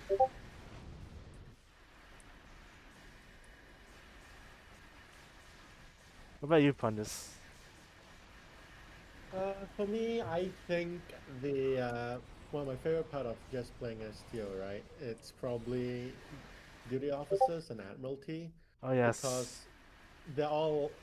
It's all like little like short tracks, like the equivalent of short tracks in game, That's right? a good point.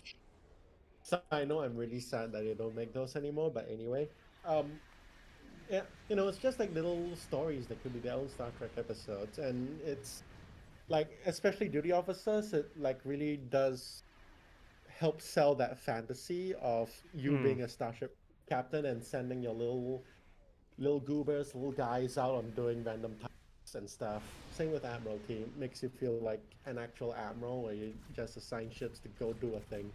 I find that part really fun and the little stories therein. Yeah, Sometimes, sorry, no, sometimes go ahead, boss. space have fatal consequences. Oh, Like imagine if send your ships could just send get blown AV, up. yeah, send AVA training. Like I've lost a few R&D holograms to it. Oh, I'm bad. I Oh no. kill all indeed common DOS on pickup. They just get immediately ejected. I'm sorry, I interrupted. Go ahead, please. Yeah. No, I was gonna say that it really makes me smile when I open a duty officer project and there's Mariner and Boiler assigned, and I'm like, yeah, they will have fun in this one. The name on like when winter's around the snowball fights and it ends in disaster because the Mariner's on it, and it's like, oh, of course Yeah, it would. that makes sense. Confiscate contraband from crew. Where are they?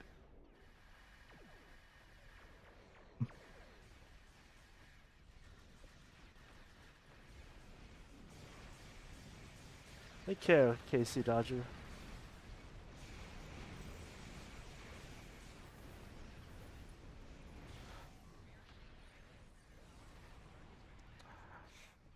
Short treks, budget left. I don't know about that. All these trek shows are super expensive these days. I'm not quite sure why they did short treks to begin with. I'm not sure what the budget on this were, but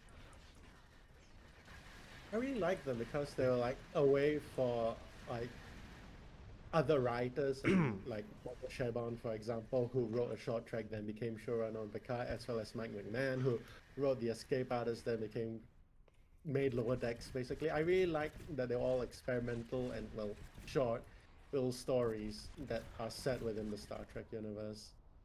yeah, it I did wish seem I like get for a time they had like a plan to do more like aux- eh, not auxiliary content. I can't think of the word off the top of my head, but like they had the whole audio drama plan, and it seemed like they were gonna do multiple, but it took so long to do just SETI Alpha 5 con. What's you should definitely listen to. That was amazing.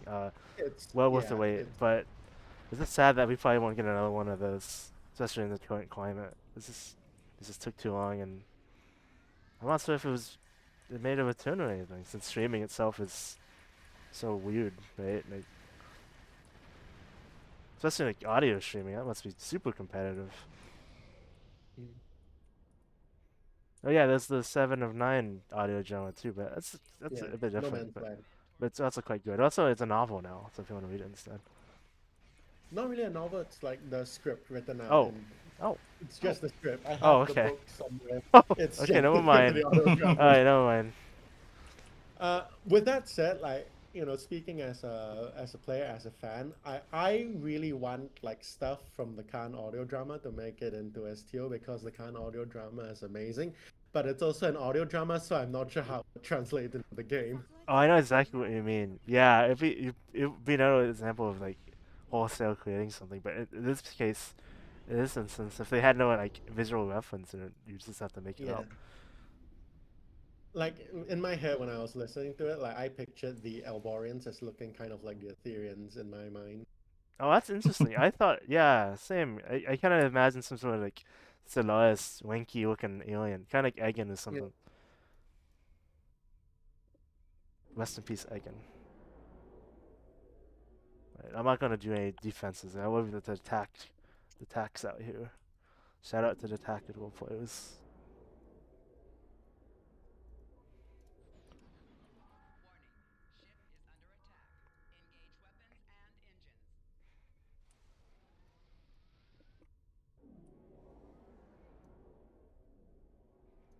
Who's going mid? Okay, there's people mid. Who's going right? Gamma. Oh, okay. There you go. I think I can solo Alpha. Famous last words. Yeah. Picking up the enemy flagships. Hang on up there. Ah, Warboards Dreadnoughts.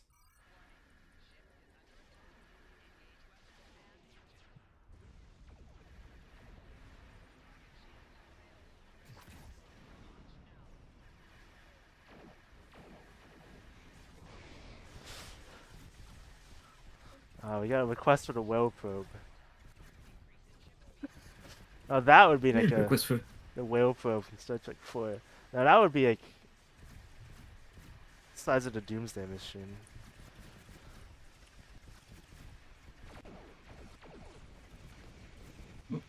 yeah. How do you translate that into game? I think that would be the challenge. Constant whale sounds. That would probably not be pleasant. Constant whale sound. Yeah, the players can't turn off. Disable everybody, even players, allies. It's not a bug, it's the feature.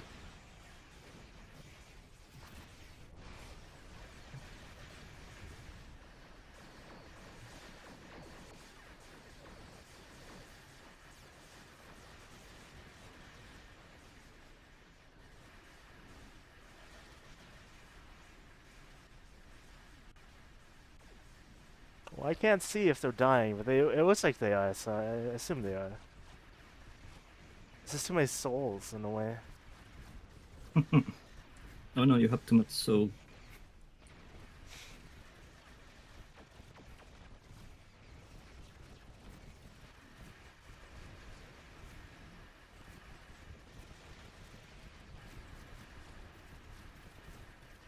Something that's like a personal project of mine. I basically want to figure out this way to stream a part of my screen into like a tablet or something, just so I can have like the different buttons there and click them as if I was clicking an actual console. Oh, that'd be kind of neat. They kind of like having a stream deck, but for STO or something.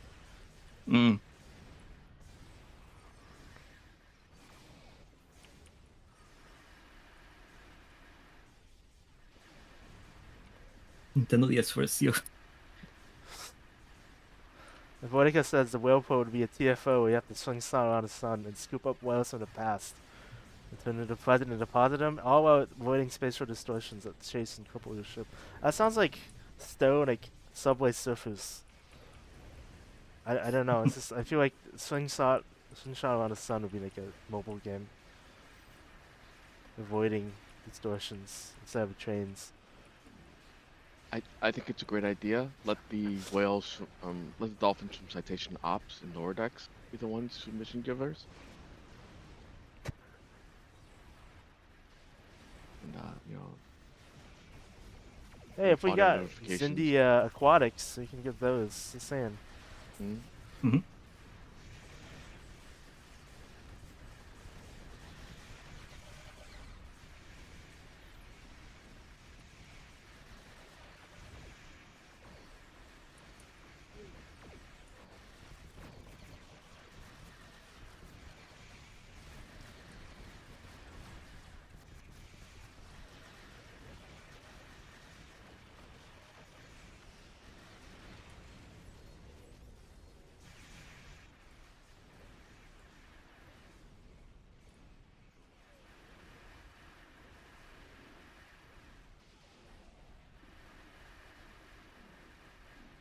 Game Glass for extra controls. I use it for Star Citizen. I haven't heard of this Game Glass. That's interesting. Hmm.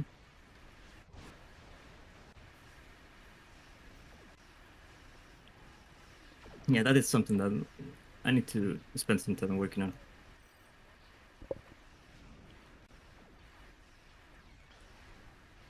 Like even having like old school extra keyboard pressing buttons. Yeah. I've never had one of those mice with like 50 billion buttons on it, but sometimes MMOs like this make me realize maybe they have a place. Maybe they have a point. Yeah. I think they probably feel terrible with the grip, but it might be fine.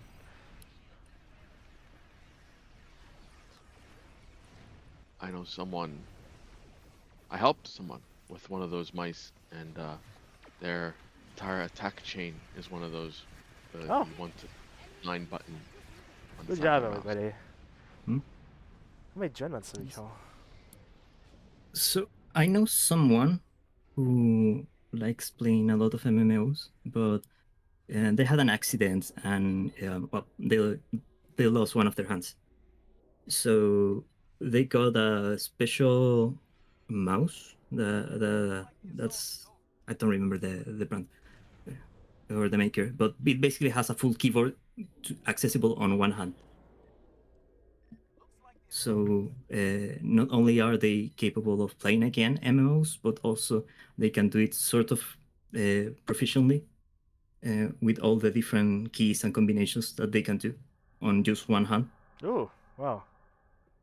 Mhm. Yeah, some of those ergonomic mice are pretty nice looking. Mhm.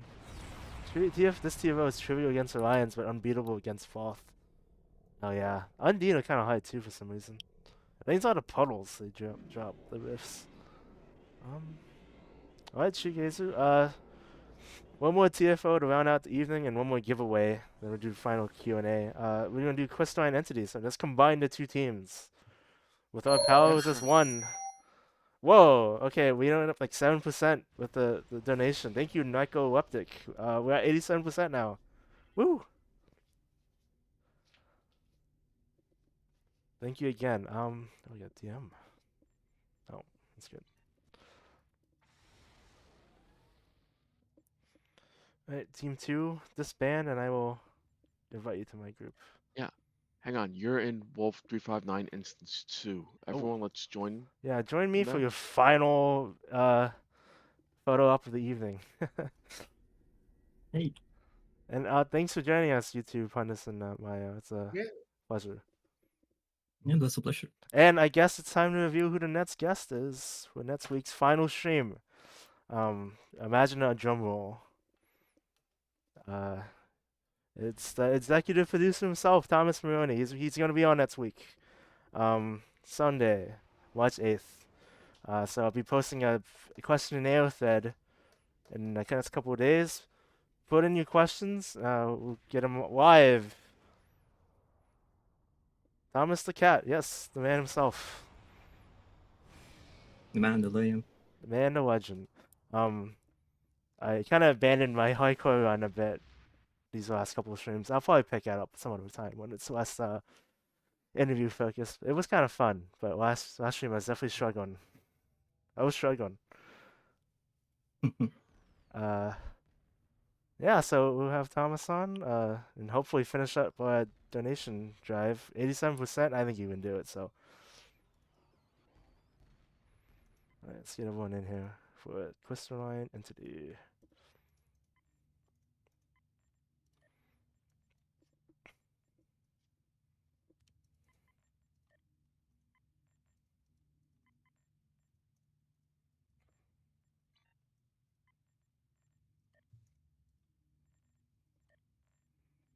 Let's see, I think I got everyone.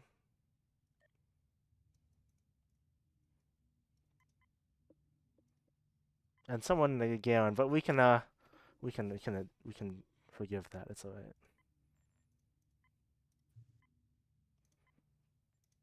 Oh, I think I got everybody. Yeah, I like Questline still. It's fun when it comes up as an endeavor as well.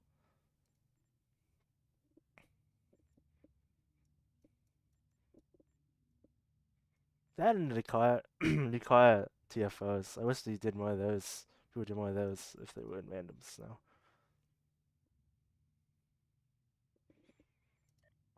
Alright, everyone ready for the last jump? Let's see. That's a yes. Alright, let's go. Let's go smoke this crystal. I don't know if I want to smoke it. I'm not sure how it would taste. Elite crystalline entity should have 2 of them. 2. I was gonna say the same thing. 2 of them, one on each side. And when they die, 4 more spawn. There we go. Hey. And there's a gateway in the middle, and there's summoning more crystal. And the crystalline hydra that spawns a giant Tholian god at the end or something. Wow. Ooh, no donation. That's why Thank you. Thank So you, one Dion. advanced 3 on elite. Ooh. Now we're cooking with crystals. The crystalline trinity. That's a cataclysm if I've seen one. Hmm.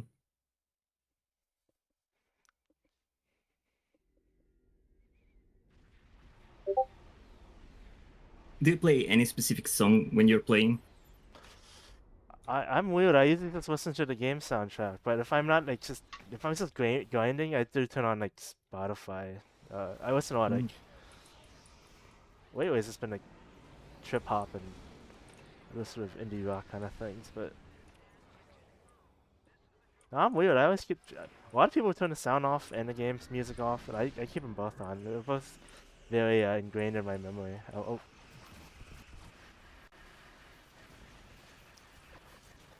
Yeah, the soundtrack overall Star Trek is really amazing. Yeah. To be fair. I've been liking the recent music from the Cryptic Decade sound team. Pretty good stuff. Oh, I'm dead. Oh, I'm dead. I was a bit too close. I'm using one of the sound mods, PNG.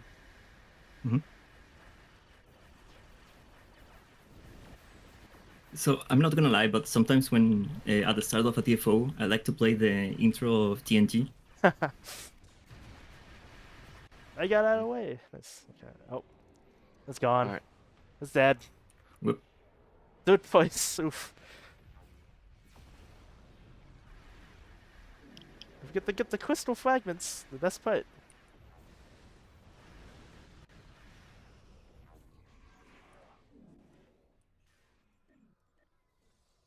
Oh, they're all gone already. Never mind. They're all gone. It feels kind of perverse to be making whip crystals out of the crystalline entity, but Yeah, it's like harvesting pretty much. the corpse of a god. Yeah. Oh, what defines the rankings you get at ends of TFOs like this? That might be a Bordigus question.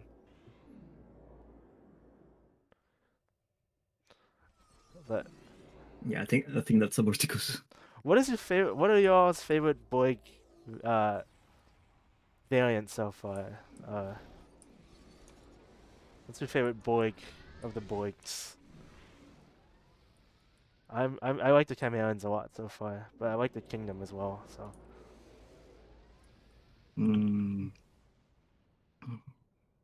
It's a good question. I mean, for me personally, I'm a fan of the Ethereans and that whole aesthetic. yeah, Very sleek and clean.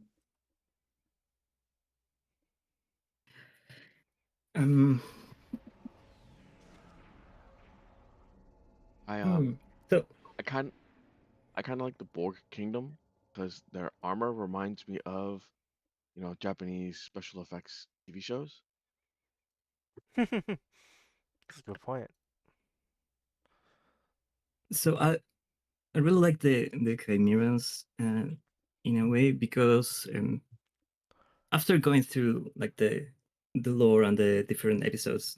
Oh, by the way, disclaimer: I as up to date as players in terms of lore of the Chimerans. I specifically ask Flo not to give me more info that I need. Nice. So after reading a bit about how they came to be, I started to feel sorry for them. Yeah. it's that whole survival horror thing, and like, oh my gosh, these zombies, they didn't deserve what they got. But the people that Mm, made them, I need to speak to those people. I need to I need to talk to yeah, the creators. I, I need some yeah, choice words for them. yeah, I can sort of understand that. Well, minimal spoilers ahead, but the fact that they hear all these voices, and the only way they have to like stay in control is by, or they believe the only way they have to stay in control is by consuming. That that seems really sad.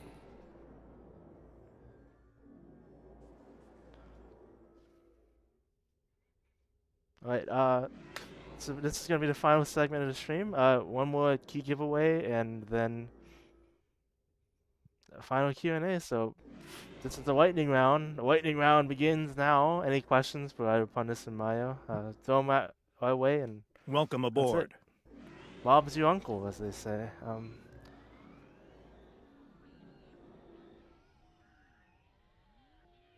Yeah, wait for the raffle to continue. Hmm. What's your favorite non-STO video game?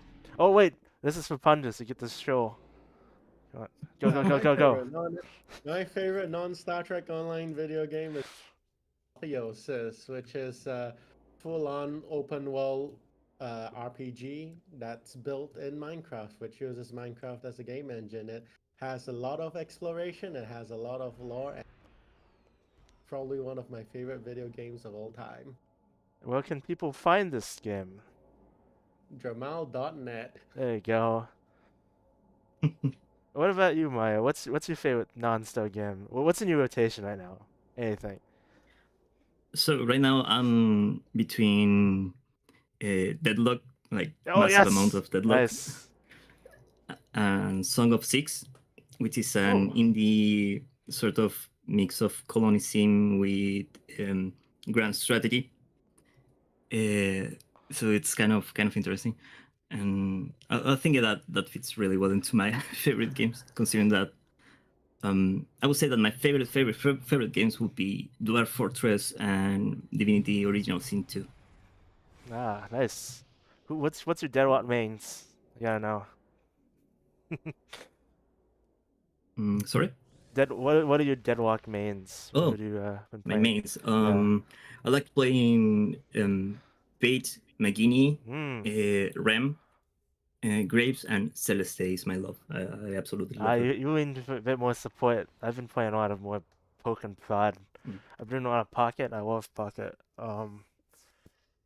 Last time I played, I was trying to do Venator, and he's really fun. Mm. But Yeah, it's hard to it's get very a fun. game, so everyone's trying to get those DPS spots.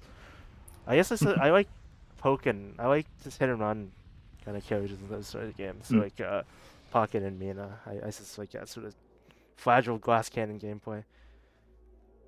Because if I Yeah, yeah. disengage fast enough, I'm toast and I'm throwing the game. So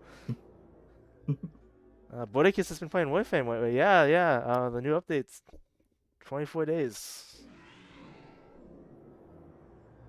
Big frame coming. Um, um. So green flames on auto Fakiri ships. I don't think that's likely to happen. Uh, unfortunately, but Hmm. that kind of ties into the whole vanity in the south thing. It's like it's probably not feasible to retroactively add that stuff back to auto ships, especially that's Yeah, effect I stuff. think new VFX would need to be made for the other Fakiri ships specifically, I think, Yeah. for that to happen. Um, still on Mac. Well, there are ways to play still on Mac, but not officially. We have a wiki page about Mac OS, I think. Let me find it. Different colors for Kili ships in the future. I was joking about that earlier. I think that'd be fun. It's pink flames, blue flames, orange. Well, I guess flame is orange, isn't it? Here's the Mac OS thread. Here you go. Yeah, Windows type emulation is your best bet.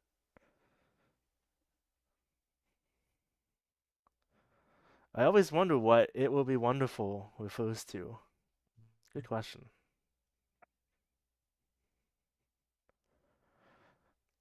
Oh, you can't be asking what the winter theme is. It's not even winter yet. It's like 9 months away. You can't ask about that. You know, the It year's is just started, man. Yes, we too just early. finished with the winter. Give us a No. break.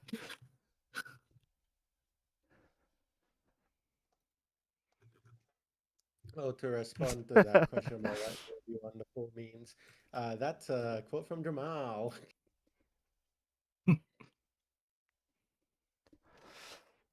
Yeah. Yeah, I have hope for winter, but I don't want to think about winter yet. I want spring right now.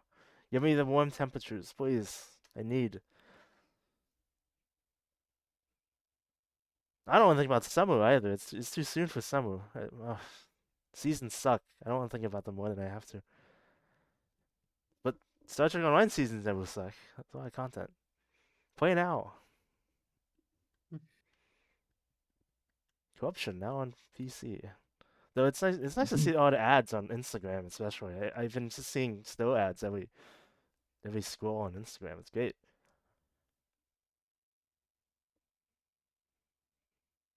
Yeah, I'm not gonna ask them to Yeah, tease it's anything. We got enough teases this stream, I think.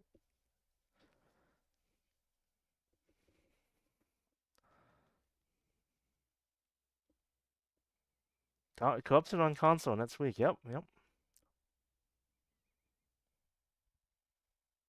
I hope people on console enjoy corruption.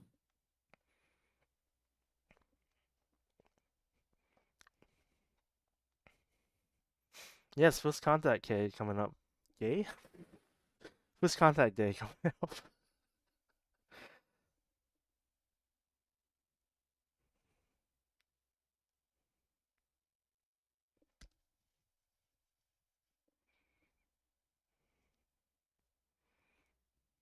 Oh yeah, Fakiri will provide warm temperatures.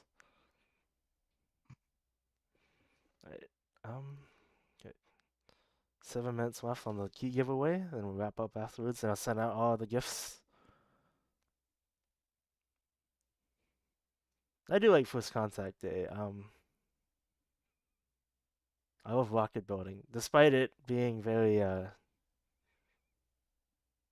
random. But I just like building rockets. That's all.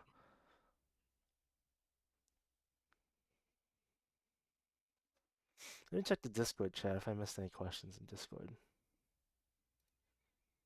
Oh, let's see. I have missed a few. Hmm. Kind of touched on that with the modern thing, modern features you'd want in the STO engine. PvP is mentioned.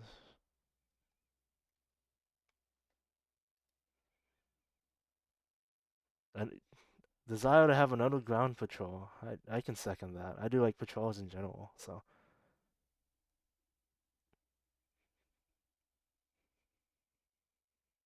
That, Oh, sorry, go let ahead. me let me switch. Let me flip the script for a second. Ooh, Let me okay. ask you what your favorite ground TFO or ground patrol for you? Ooh. Hey, Shoegaze, you answer first since you play quite a bit more these days than I do. What are your favorite ground things? Oh, my favorite ground TFO is Brotherhood of the Sword. Good one. Yeah, especially on Elite, there's, uh, tactics to that one, and the boss fight at the end is fun. Yeah, I was gonna say, what is my favorite ground? I really like. I'll make it two because well, why not, right? um, in terms of ground TFOs, I really like Birdcage.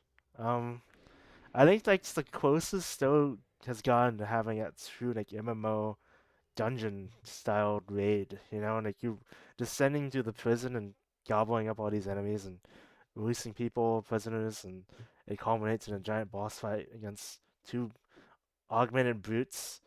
I think someone did like a Final Fantasy 14 intro video for it and like demo record, and like I really like Birdcage, but in general, I think my favorite ground TF I like repeating is probably um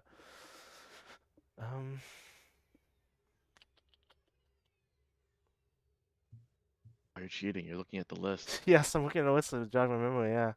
Uh, shoot. Because if I was looking at the list, I would have remembered about Devil's Heart. Devil's But Heart is really I've never. nice. It's good TFO. I've just never played it on Elite. Tried to random Someone it. mentioned the Operation Elite. Wolf as well, and Elite would be great. I do like the big subtle runabout fight. I guess I'd say probably minor instabilities. It's like the old reliable. The two sections, the guy yelling about Romulans coming from the west and the east. It culminates in you protecting the Gorn. I think that's great. I do love fighting Romulans in Vasquez Rocks. I'd probably say that one. I think ground TFOs in general have much more leeway to have interesting environments. Like you was talking about earlier, on the ground you can have the big arenas that space can't have. Right? You can funnel people in certain directions. It's really neat. Welcome aboard. Yeah, definitely. Definitely, you can play a lot more with like props and stuff and ground than in space. Got more Kid Moon Stasis love in the chat. Soundpack. I mean, stasis, yes. Do love Soundpack. Mycelial Realm is another cool one that doesn't have any further difficulties, but I just like feeding the chat guide sometimes. It's really pretty, that one. Operation Wolf doesn't exist on higher difficulties, Boudica says, because tuning a shuttle fight is a challenge, and that's when the transitions began. But maybe someday, TM, would be nice. Storm Chasers and Leviathan as a part of ITFO. I think they are ITFO. Yeah, I think so. This is rare. A lot of the newer ones are rarer than others. I definitely had Uber Radis in randoms before. And Leviathan as well.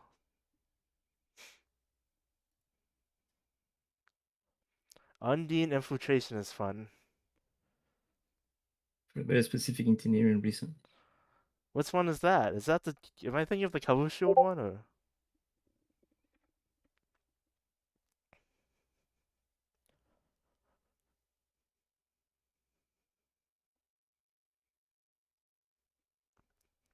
Isn't Undine Infiltration the one that happens on Bajor? Oh yeah, it was... Yeah. In nighttime and it's raining. This is fun. I instant failed that first interrogation question. Yeah, that's the elite one, and you can instantly fail because no one knows how to play Among Us. Clue. Hey, Pony.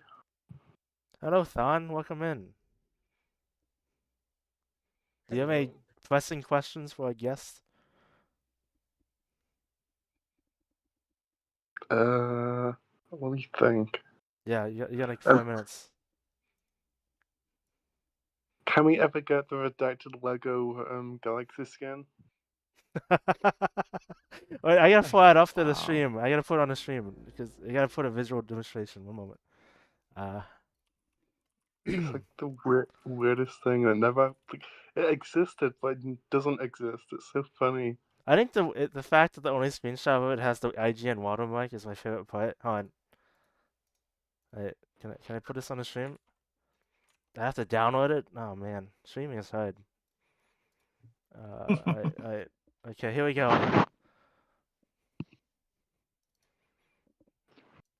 Here we go. Ta-da!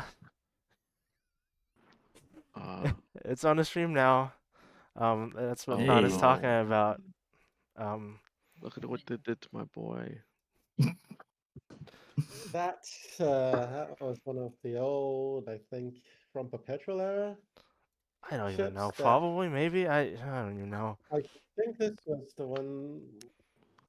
It's the one which looks like a dog scooting its butt on the ground, right, from the other angle, or is that? Oh no. Yeah, I think that's right. Yeah. Yeah, I think it's the one designed by Ryan Denning, and no. Looks like Thon doesn't look it's very likely. I don't know, man. Ask Thomas. That should have been a loss if you ask me. Yes, To be fair, the Garrett does remind me a little bit of it. I don't know if that's a compliment The or longer not. I look at this thing, The longer I look at it, the more it looks like a TNG era salad and single cigar Oof. pipe bottom. Okay, but think about the nasal options, the nasal vanity options. It's so flat. This is the flattest galaxy. It's like that weird that weird concept of that future show. You know what I'm talking about? It was like Final Frontier or something. Yep. It's like a The waffle. rectangle It's one. the waffle maker. Yeah. This was the Lego Galaxy class should have been. Yeah. Imagine that in Picard, huh? No. No. Wonder ships of all times. All right, let's choose our final giveaway for keys of the evening. 1, 2, 3. Woo! Congratulations. Please DM me on Twitch, or I will DM you as well. I'm just gonna give you keys. The key people get codes. Everyone else that got like a physical prize needs to DM me on Twitch and then give me your character name, hat handle. Next week will be Thomas. Thomas is gonna be coming on. We'll have another ship giveaways, more key giveaways, coupon giveaway. So we'll have an opportunity to ask about the Galaxy, Oh the no. redacted one. Well, you better ask that. That's not my question. I'm not taking ownership of that. Once again, this will be a last call for questions. There's a couple more questions for the end. Thank you. And we are at, let's see, 87% of our goal. So hopefully by next week we hit 100% when Thomas is on. So just keep an eye out on your Twitch DMs on Twitch, and I'll send you a message. I'll contact you. Oh, how do we stand on the Wow. Tuvix debate? Who wants to go first? Tuvix, yay or nay? Did you split them up, or would you just keep them the same? So like, I feel like it makes Neelix less annoying, but like Tuvok shouldn't be forced into that situation. So I agree.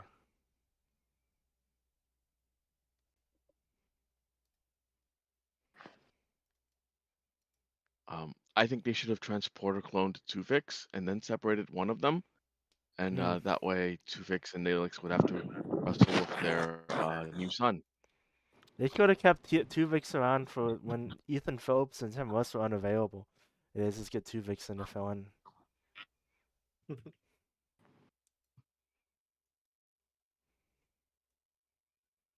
Oh, that's a good point. Let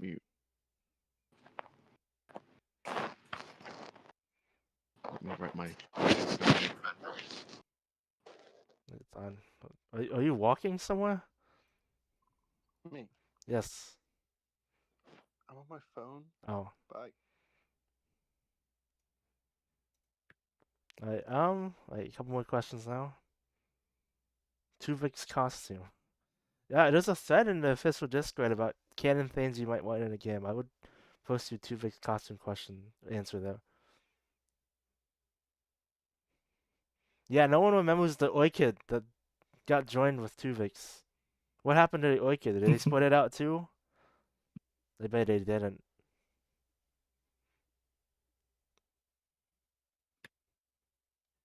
At least Lower Decks remember the Orchid. Maybe it's like stuck in the transporter, so like whenever someone transports, there's a good chance now they'll be all good.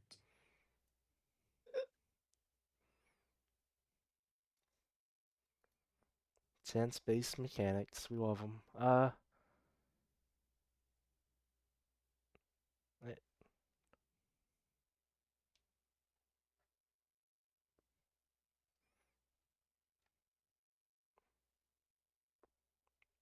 Alright, that's gonna probably wrap for the evening. Anything else from Pundus and Mayo? Any last words? Donate to STO Wiki. Thank you. That's true. True. I second that. Thanks for joining us. Yeah, thanks for joining us. Next week we have Thomas Maroney himself on. I want to do like I'll see what his favorite episodes are. We're doing like a playthrough of 1 to 2 of them. Dev commentary, be kind of neat. But get your questions lined up for Thomas. I'll be posting a Reddit thread and some threads in Official and Wiki Discord. Submit your questions. But that's it for the evening. I'll be in contact soon with winners. Thanks for coming, everybody. If you want to donate, you don't have to wait for the stream. Ko-fi. Just check on Wiki. I'll put one more link for the evening. There we go. That's it. Hail to Obex. Oh, thank you. Right, we'll see you soon. See you next week. Ciao. Live long.